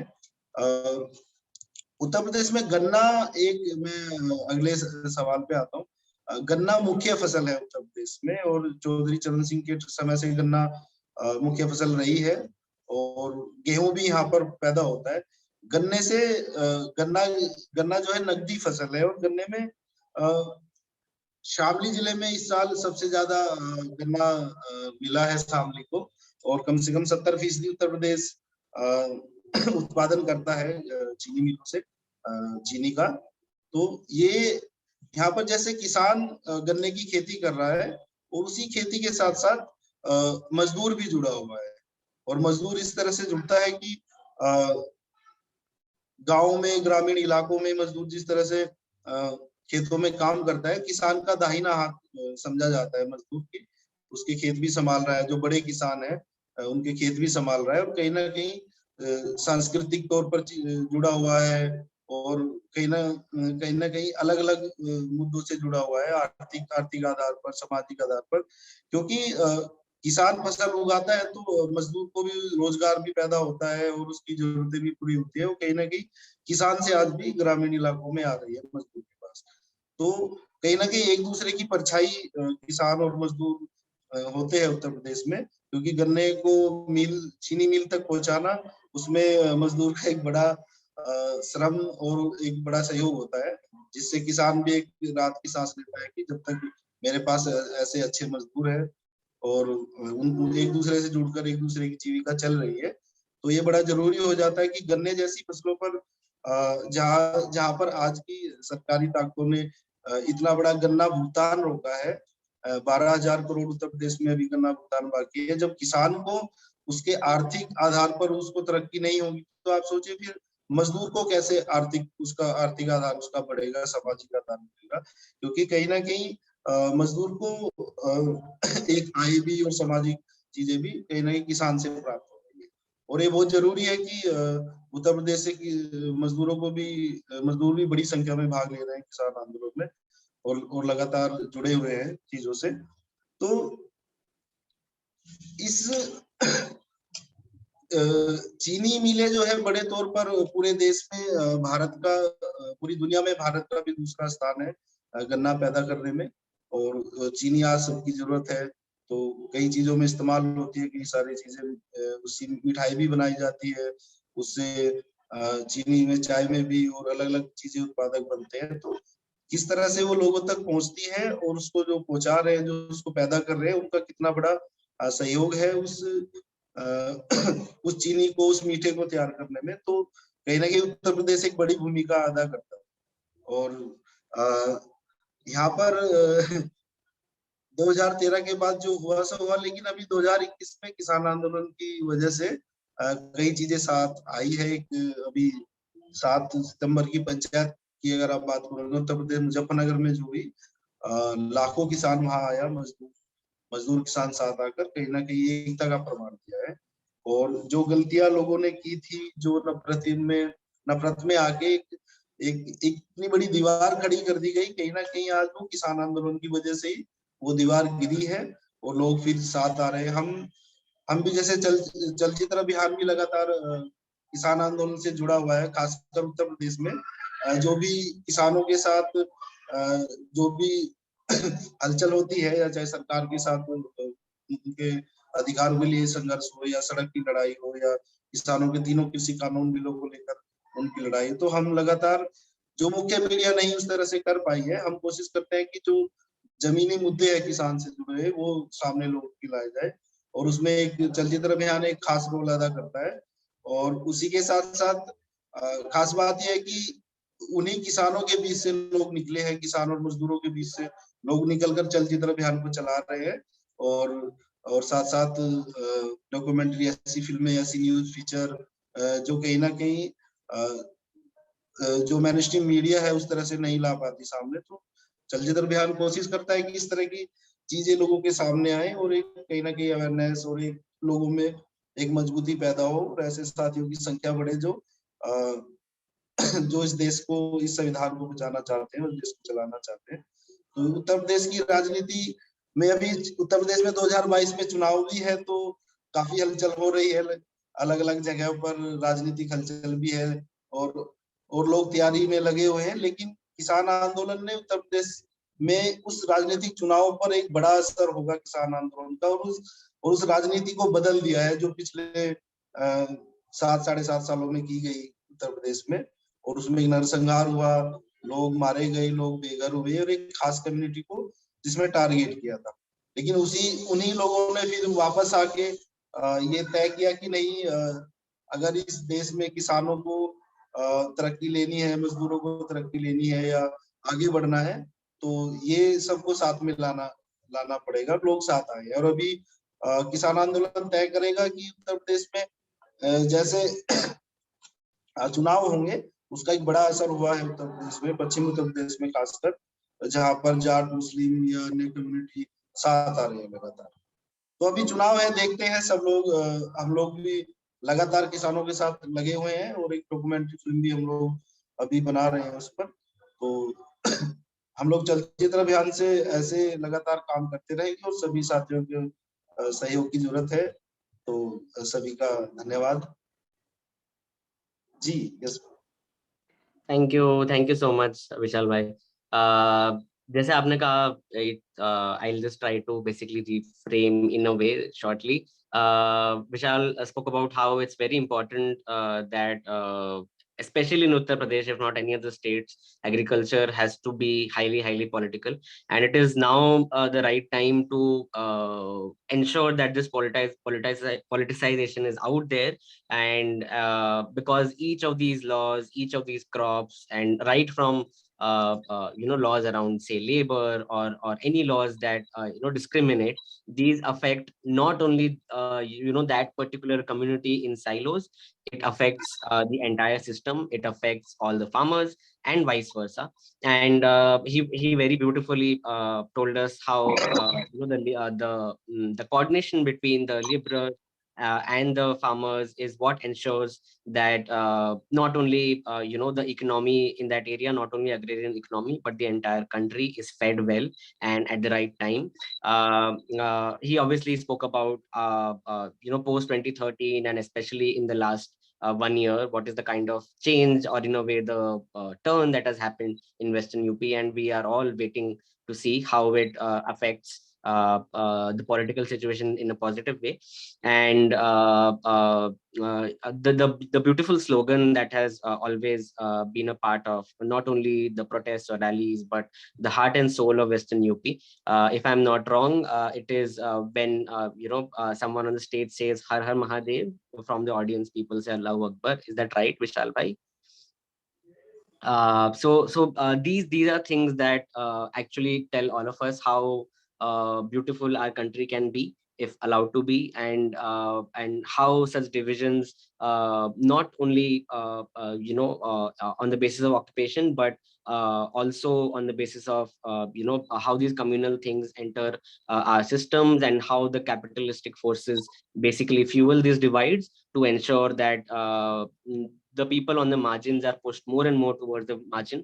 But the people in Western UP have basically called out the bluff, and now they are organizing, and we are all seeing how beautifully this organizing is happening in the past 1 year, and even before that, and of course in the future. So I'm just checking if there are any questions that we have. I think we had Gaurav who perhaps wanted to ask a question. So is Gaurav still here on the call? I don't think so. Any questions on Facebook, or anyone here who wants to perhaps unmute and speak? It's the best time, and this amazing panel is here with us for another 10-15 minutes. So please take this opportunity. Please unmute and ask any question.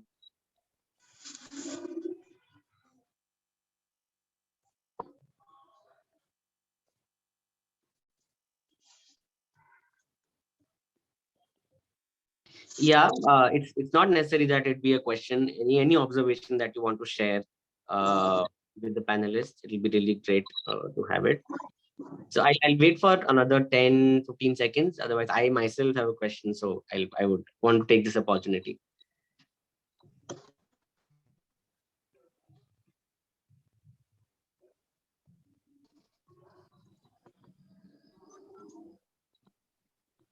Okay, so if someone has, is there someone who wants to ask something? I heard a mic on. कोई है जो अपना सवाल या कुछ रखना चाहेंगे, वरना मैं बोलूंगा।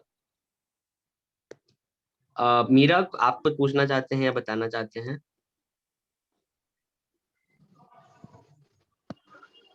नहीं, तुम अपना सवाल पूछो तब तक। तो ना ही केवल पिछले 2 हफ्तों से, बल्कि केवल पिछले 1 साल से हम देख रहे हैं कि भारत के हर कोने से जो युवा साथी हैं वो साथ में मिलजुल कर एक दूसरे की स्ट्रगल्स को या एक दूसरे के व्यूज को एटलीस्ट एम्पलीफाई कर रहे हैं और लोगों तक ले जा रहे हैं। फॉर एग्जांपल, अगर दिल्ली में कुछ हो रहा है तो ना ही केवल सोशल मीडिया के माध्यम से, लेकिन ऑन ग्राउंड मीटिंग्स के माध्यम से भी वो दिल्ली के बाहर और जगहों में भी जा रहा है। जैसे प्रणव ने अपने एरिया का एग्जांपल दिया, अनुभव भाई ने अपना एग्जांपल दिया। तो अगर चारों ही वक्ता इस पर थोड़ा रोशनी डाल सके कि हाउ आप कैसे देखते हैं कि अगले 1-2 साल में सारे युवा इस देश के कैसे ना ही केवल किसान स्ट्रगल को एम्पलीफाई करें और मदद करें या उसके बारे में और जाने, लेकिन सारी जो इतनी सारी स्ट्रगल है जिसके सबके बारे में हमने बात करी, चाहे वो कास्ट स्ट्रगल हो या कम्युनल स्ट्रगल हो वगैरह वगैरह। तो आपने पिछले 1 साल में क्या सीखा है जो एक चीज हमें आगे और 4-5 साल लेके जानी चाहिए? मैं सबसे पहले चाहूंगा कि अनुभव, अगर आप कुछ बोलना चाहें। धन्यवाद यश भाई। बहुत ही महत्वपूर्ण मुद्दा कि ये पूरे तमाम जो जन आंदोलन चल रहे हैं, चाहे वो किसान का बात हो, चाहे मजदूर का हो, चाहे लेबर यूनियन का हो, आदिवासियों का हो, ये कहीं न कहीं एक दूसरे से ये इंटीग्रेट करता है। ये तो सब आप सभी जानते हैं। आज के दिन में जो पूरे देश में जो माहौल बना है, एक डर का, एक बेरोजगारी का, एक विस्थापन का, किसानों से हक छीनने का, तो ये तमाम चीज़ों को देखो तो लगता है कि जो आगामी दिन है उसमें और भी कठिनाई बढ़ने वाली है।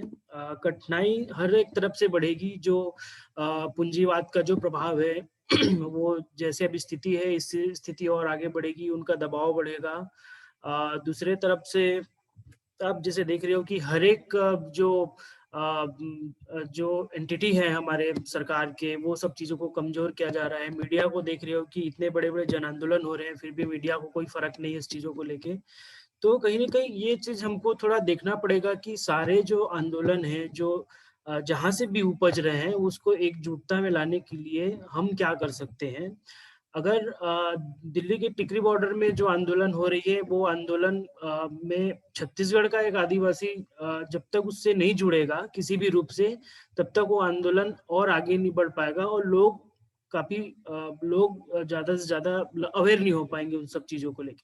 तो मैं बेसिकली जो मैं इस बात को लेके कॉन्क्लूड करना चाहता हूँ कि अभी के दिन में जिस तरीके से पर्यावरण का मुद्दा, विस्थापन का मुद्दा और सिर्फ वो कमज़ोर और दबे कुचले लोगों के मुश्किलें नहीं, साथ ही पूरा देश के जो लोग हैं उनके लिए मुश्किलें बढ़ते जा रही है। जैसे कि किसान का जो मुद्दा है, किसान के लिए अगर तकलीफ बढ़ रही है तो कहीं न कहीं किसान के द्वारा जो उपज होने वाली जो फसलें हैं, उससे जो मिलने वाली अनाज है, उससे हम सभी को दिक्कतें होने वाली है।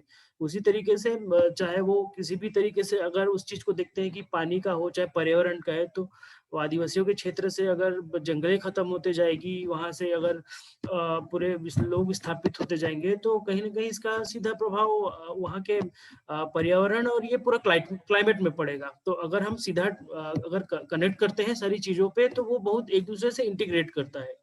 तो इस पूरे व्यापक मुद्दा पे हमको एक सोच स्थापित करनी चाहिए और ये सोच एक कॉम्प्रिहेंसिव सोच हो और इसमें कैसे युवाओं को अलग-अलग घटकों के द्वारा जोड़ा जा सके, अलग-अलग जगहों पे युवाओं कैसे ये सब आंदोलनों को नेतृत्व कर सके और ये विषयों को हम लोगों तक बात कर सके। जैसे कि आज देखिए कि किसान का मुद्दा, मजदूरों का मुद्दा से तो लोग काफ़ी जुड़ रहे हैं, लेकिन पर्यावरण का मुद्दा आप देख सकते हैं कि पर्यावरण से लोगों को बिल्कुल भी अभी समझ नहीं है कि किस तरीके से क्लाइमेट चेंज हो रहा है। जो ग्लेशियर का बात हो गया, चाहे फ्लड का बात हो, चाहे हीट का बात हो, तो इस तरीके की जो चीज़ें हैं जो अभी तत्काल में जो प्रभाव दिख रही है पूरे दुनिया में नए तरीके से उन चीज़ों को भी हमको समाज के साथ बातचीत करना और समाज तक ये सारी चीज़ों को जागृति के माध्यम से फैलाने की आवश्यकता है। इसके लिए युवाओं को ये पूरे मुहिम में एक कम्प्रिहेंसिव तरीके से जोड़ने की बहुत आवश्यकता है। थैंक यू यश भाई, मेरे तरफ से मैं बस अपना ये पक्ष रखना चाहता था। जी, थैंक यू सो मच। मैं I'll go to Pranav now. I'll just repeat the question if you require, Pranav. But basically, I would also want to put forth an example. Last year, around the same time, some environmental groups created a coalition that was called Greens with Farmers. That basically meant that all the environmentalists, young environmentalists, especially from across the country, will consciously speak more and more about farmers' issues and not stick only to how fertilizers are spoiling our water and how some grains are disappearing, but putting like an in-depth thought about it. So maybe you can talk about your own such examples, but of course how you think going forward we should mobilize support, especially in with the young people of this country.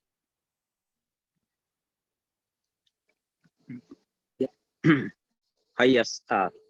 Thanks. I mean, it's a very important question that you have raised, and now, I mean, we see like globally there has been an upsurge, I would say, in terms of the whole environmental movement per se. Like you have really like movements which has captured the imagination of the whole world. Like, and there has been phenomena that have been created, like Greta Thunberg or hello. Yeah, please go ahead, Pranav. We can hear you. Yeah, sorry. And so there are many different struggles, right? And I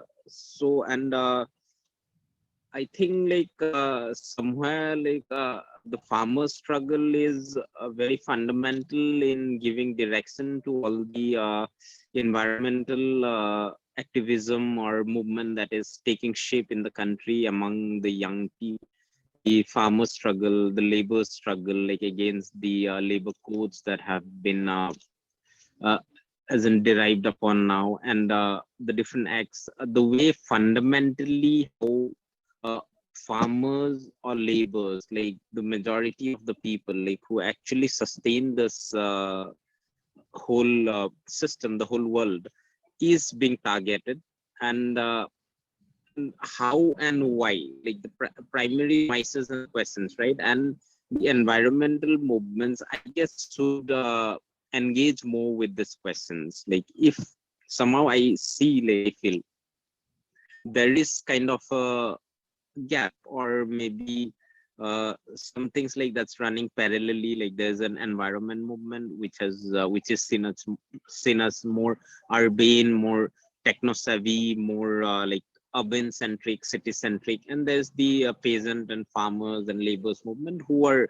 like considered to be more in the margins, and I think like the responsibility of the new age environmental activists or platforms that are coming up, like environmental justice platforms that are coming up, needs to somehow align more with the farmer struggle, with the worker struggle, and kind of devise, like, and it's definitely very important for so the worker struggle and the farmer struggle as well, to incorporate the whole notion of climate or ecology into their articulation. And unless and until I think like both this come together, and there has been wonderful efforts, I don't know that been done by many in the country and globally, and but I think like from the young and the upcoming generation, since this technology that more techno savvy people and more nuanced in terms of like understanding the global framing of laws and legalities and policies, and I think it's important for them to be more vocal, at the same time aligning that with the demands of the workers and farmers. I mean, I consider that as a wise, but that as a practice maybe which we can practice and learn, unlearn, and go forward. The struggle needs to grow, and this needs to grow, and this duality definitely affects us, and it weakens us. So there's and I guess like definitely there will be say kind of fundamental decisions or change that the young generation will have to look at, and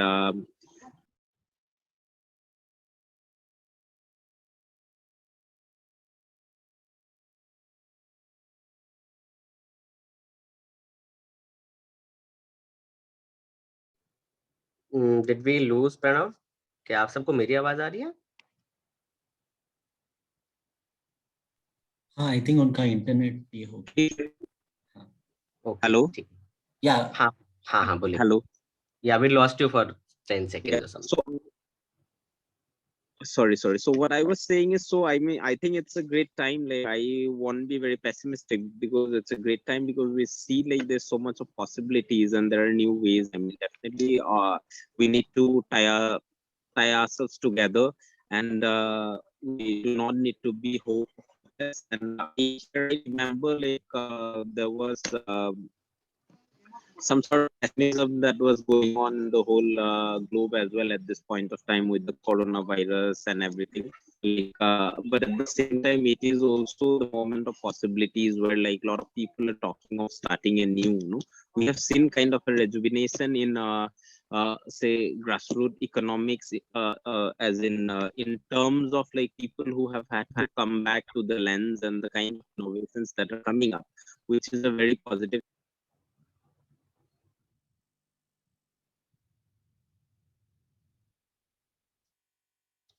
I think Pranav का connection फिर से थोड़ा ढीला हो गया, loose हो गया।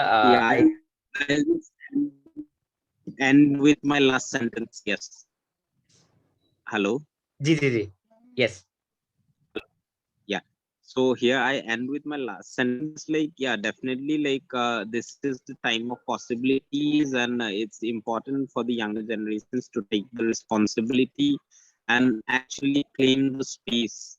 And instead of being bystanders, I mean, it's important to claim or reclaim the spaces which is meant for the university youths, which is meant for the working class, which is meant for the peasant and the farmers, for the women. Like Nordic core emphasize like deeply on the aspect of women. Yeah, unless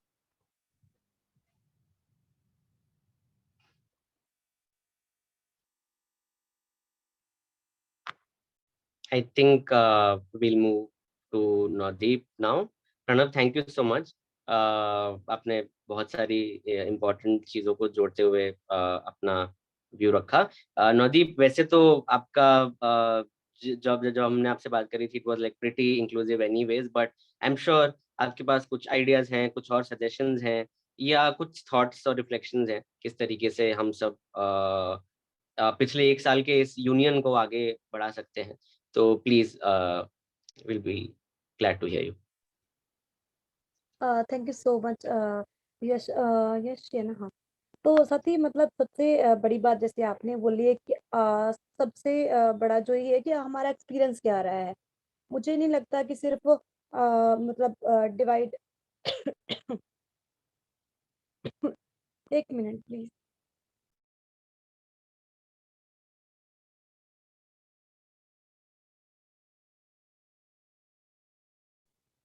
I am so sorry. मतलब हमें नहीं लगता कि सिर्फ और सिर्फ मतलब property का राइट मिल जाने से ही हमारे देश में सक्सेसफुल हम लोग हो जाएंगे या फिर पूरे देश को मुक्ति मिल जाएगी। कहीं ना कहीं कास्ट और जो रिलीजन है इसको भी हमें पकड़ना पड़ेगा, इस तरीके से भी हम जागरूक लोगों को करना पड़ेगा। क्योंकि अगर देखा जाए कि मुस्लिम लोगों के पास भी बहुत सारे ऐसे लोग हैं जिनके पास बहुत प्रॉपर्टी भी है, ऐसे दलित लोग भी जिनके पास प्रॉपर्टी भी है, लेकिन फिर भी कहीं ना कहीं उनको कास्ट की वजह से जलील होना पड़ता है। कहीं न कहीं उनको दलित होने की वजह से, आदिवासी होने की वजह से उनको जलील होना पड़ता है, पूरे संसाधन होने की वजह से भी। तो बहुत सारे लोगों के पास नहीं है, मैं ये बोलेंगे, बहुत कम लोग हैं जिनके पास है, फिर भी क्यों कास्ट और रिलीजन धर्म के तौर पर भी उनको दबाया जाता है। तो कहीं न कहीं हमें ये तो बात करनी ही है कि जो लोग आज संसाधन उपजाने में खेती में जो काम कर रहे हैं, कंपनियों में जो काम कर रहे हैं, जो संसाधन बना रहे हैं, उनके अंदर भी संसाधनों का बँटवारा होना चाहिए। लेकिन इसके साथ-साथ हमें जाति को भी हमें टारगेट करना होगा, धर्म को भी हमें टारगेट करना होगा, किस तरीके से ये लोग आम समाज को तोड़ते हैं। समाज का मतलब क्या होता है कि जिस समाज में हम लोग रह रहे होते हैं, उसके अंदर जो चीज़ें हमारे पास हैं, उसको साझे तौर पर यूज़ करना, यही समाज का मतलब होता है। लेकिन इसके अंदर हम लोग आपस में ही लोगों को डिवाइड कर देते हैं, लोगों को अलग-अलग कर देते हैं। ये इस चीज़ को हमें देखना होगा, जब तक लोगों को ये फ़ील नहीं होगा कि हमारे जो राइट की माँग की जा रही है, जो हमें दलित बोला जा रहा है, वो कहीं न कहीं हमें बराबरी की बात जो हमें हमारे संगठन है, जो हमारे बुद्धिजीवी वर्ग कर रहा है, या फिर जो मज़दूर है, उनके बराबरी की हम लोग बात करेंगे, या फिर जो धर्म है जिसके अंदर दबाने की बात की जाए, उस सभी की अगर बराबरी की हम लोग बात करें, तो कहीं न कहीं फिर जाके जो सामाजिक चेतना के अंदर काम करते-करते हमें राजनीतिक चेतना तक जाना होगा। तो उसके लिए सबसे पहले हम लोग को ग्राउंड के अंदर जाना होगा, क्योंकि सिर्फ़ और सिर्फ़ कुछ ही लोगों के साथ धरने करने से या फिर कुछ ही प्रोग्राम करने से मुझे लगता है उससे ज़्यादा हमें ग्राउंड के अंदर लोगों के अंदर काम करना होगा। और बिना ग्राउंड के अंदर काम किए मुझे नहीं लगता कि हम लोग सक्सेसफुल हो पाएँगे। और जितने भी समुदाय अलग-अलग तरीके से शोषित वर्ग जो लड़ रहे हैं, उन सभी को एक प्लेटफ़ॉर्म पे लेके आना होगा। और सबसे बड़ी बात कि संयुक्त किसान मोर्चा तो बन जाता है, लेकिन संयुक्त मज़दूर मोर्चा कभी नहीं बनता। इसलिए ज़रूरत है कि इन मोर्चों को भी बनाया जाए, तो फिर उसके बाद ही हम लोग इनको इकट्ठा कर सकते हैं। Thank you. Thank you so much Navdeep. Vishal भाई, अच्छा भाई आप जी। तो आपसे तो केवल ये सवाल तो नहीं होगा कि हम सबको पिछले 1-1.5 साल की लर्निंग्स को कैसे आगे ले जाना है, बट स्पेशली थोड़ा यूपी के हिसाब से मैं ये पूछना चाहूंगा कि क्या आपको लगता है सिर्फ वेस्टर्न यूपी के भरोसे ही यूपी में कुछ बदलाव आ सकता है, या पूरे देश में भी कुछ ऐसे बदलाव अगले 1-1.5 साल में आने चाहिए जो हमको शायद फेब्रवरी मार्च में यूपी में भी देखें? आप अनम्यूट कर लीजिए।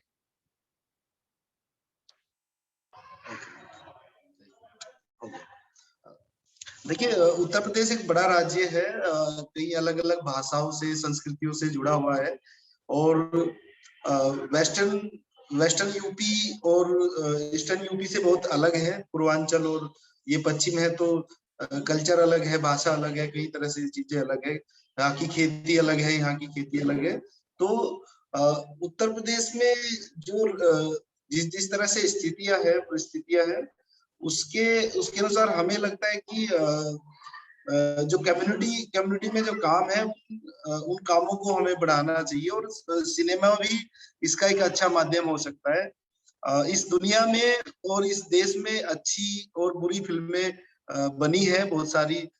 हमारे पास मटेरियल है फिल्मों का, और जिनसे हमें लगता है कि ये काम कर सकता है। जो लोग कम्युनिटी में काम करते हैं, ग्राउंड पे जो काम करते हैं, उत्तर प्रदेश में हमें ऐसे अलग अलग, चाहे वो राइट बेस्ड फिल्में बनी हो या जो एक अच्छा संदेश देश के हित में जो फिल्में देती है, उनका प्रचार प्रसारण करना चाहिए। जैसे अभी पिछले सालों में कई अच्छी अच्छी फिल्में आई है, संविधान को लेकर भी कई फिल्में आई है, और अभी हाल ही में जय भीम जैसे आई है। तो सिनेमा का एक बड़ा असर है। आप देखोगे कि दूरदर्शन के टाइम में रामानंदन सागर ने जो किया है रामायण को लेकर और बाकी चीजों को लेकर, तो वो कितना फैला है लोगों के दिमाग में आज भी। महाभारत, रामायण, इस तरह की जो यहाँ कल्चरली नाटक थे या जो ड्रामा सीरीज थी, उनका एक बड़ा असर रहा है। और हमें लगता है कि उत्तर प्रदेश में ऐसी सिनेमा के माध्यम से या फिल्मों के माध्यम से कम्युनिटी के लोगों को ही तैयार करना होगा, ताकि हम जैसे लोगों की संख्या और बढ़ जाए, ताकि उस जो सपना हम देखते हैं सब लोग साथ में मिलके, किस तरह का हमारा देश, हमारा परिवेश, समाज होना चाहिए, जो संविधान के आधार पे सब लोग जो देखते हैं, उस तरह का अगर देश बनाना है, तो सांस्कृतिक रूप से भी हमें आगे बढ़ना होगा, और अलग माध्यमों से भी हमें आगे बढ़ना होगा, और अपने जैसे लोग हमें तैयार करने होंगे जो अलग अलग तरीकों से, अलग अलग कल्चर से काम कर सकते हैं अपने क्षेत्रों में, या जहां तक भी लोग पहुंच के काम कर पा रहे हैं, उस तरह की चीजें की जा सकती है। तो सिनेमा एक अच्छा माध्यम है। हमने जो भी पिछले 3 साल से किया है, स्क्रीनिंग हम लोग करते हैं गांव गांव और गली गली में जाके, तो एक पॉलिटिकली अवेयरनेस भी होता है, और लोगों को चीजें फिल्में बांध देती है लोगों को। वो फील जो होता है जिसके साथ जिसने वो चीजें, वो शोषण झेला है या वो कभी जिया है जीवन में, तो उससे लड़ने के लिए फिर मजबूती मिलती है। और आज के एजुकेशन के दौर में एक नई पीढ़ी, एक नया नौजवान तैयार हो रहा है, जिसके पास सोशल मीडिया भी है, उसके पास टेक्निकल चीजें हैं।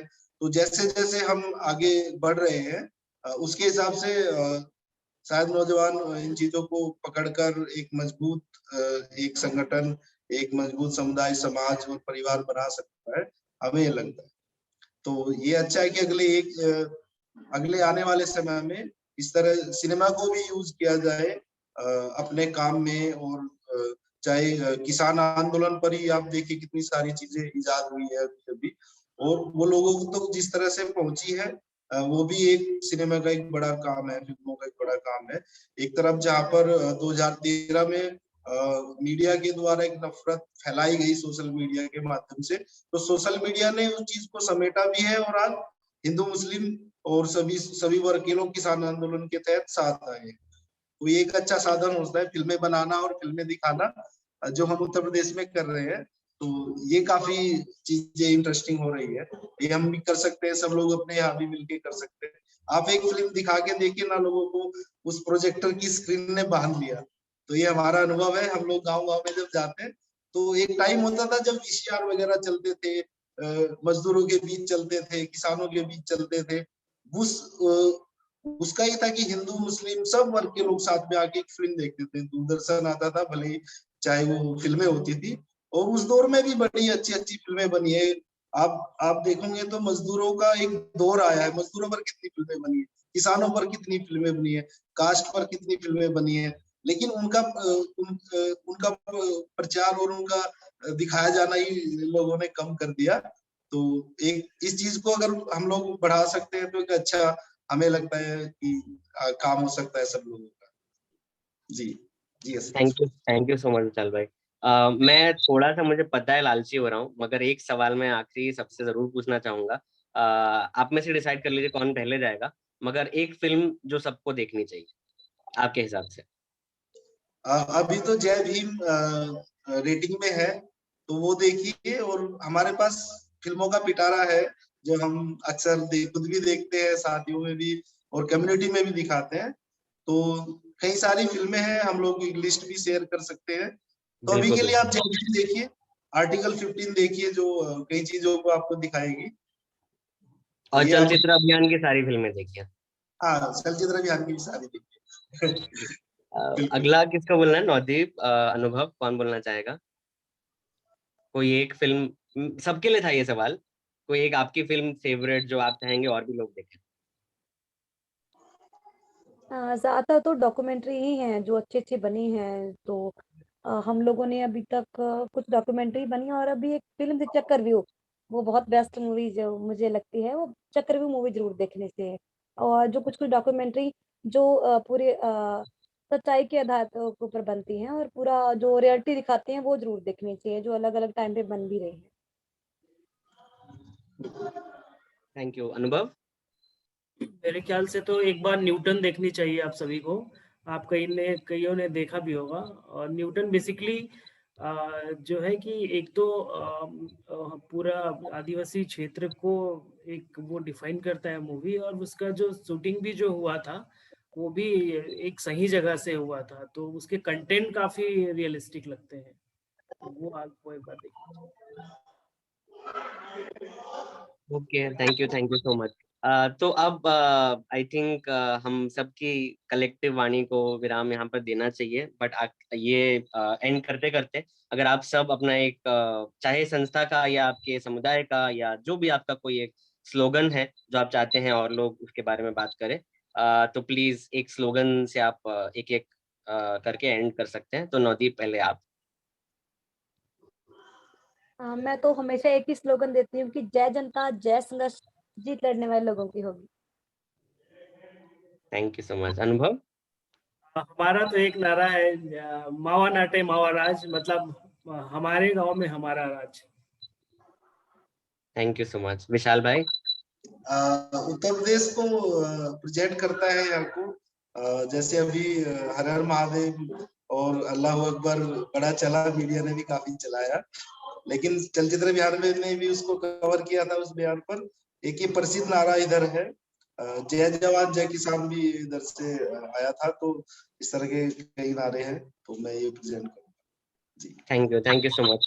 ऑडियंस को बहुत सारा thank for joining us today, and also people who joined us through Facebook, and I know people are going to also watch this later on, so I am thanking you in advance. तो सबको धन्यवाद, हमारे सारे साथियों को, नवदीप, अनुभव, विशाल, प्रणव जी, and of course Manisha ji, और NAPM की टीम को हर बार की तरह फिर से धन्यवाद। इतना प्यारा पैनल आप सबने रखा।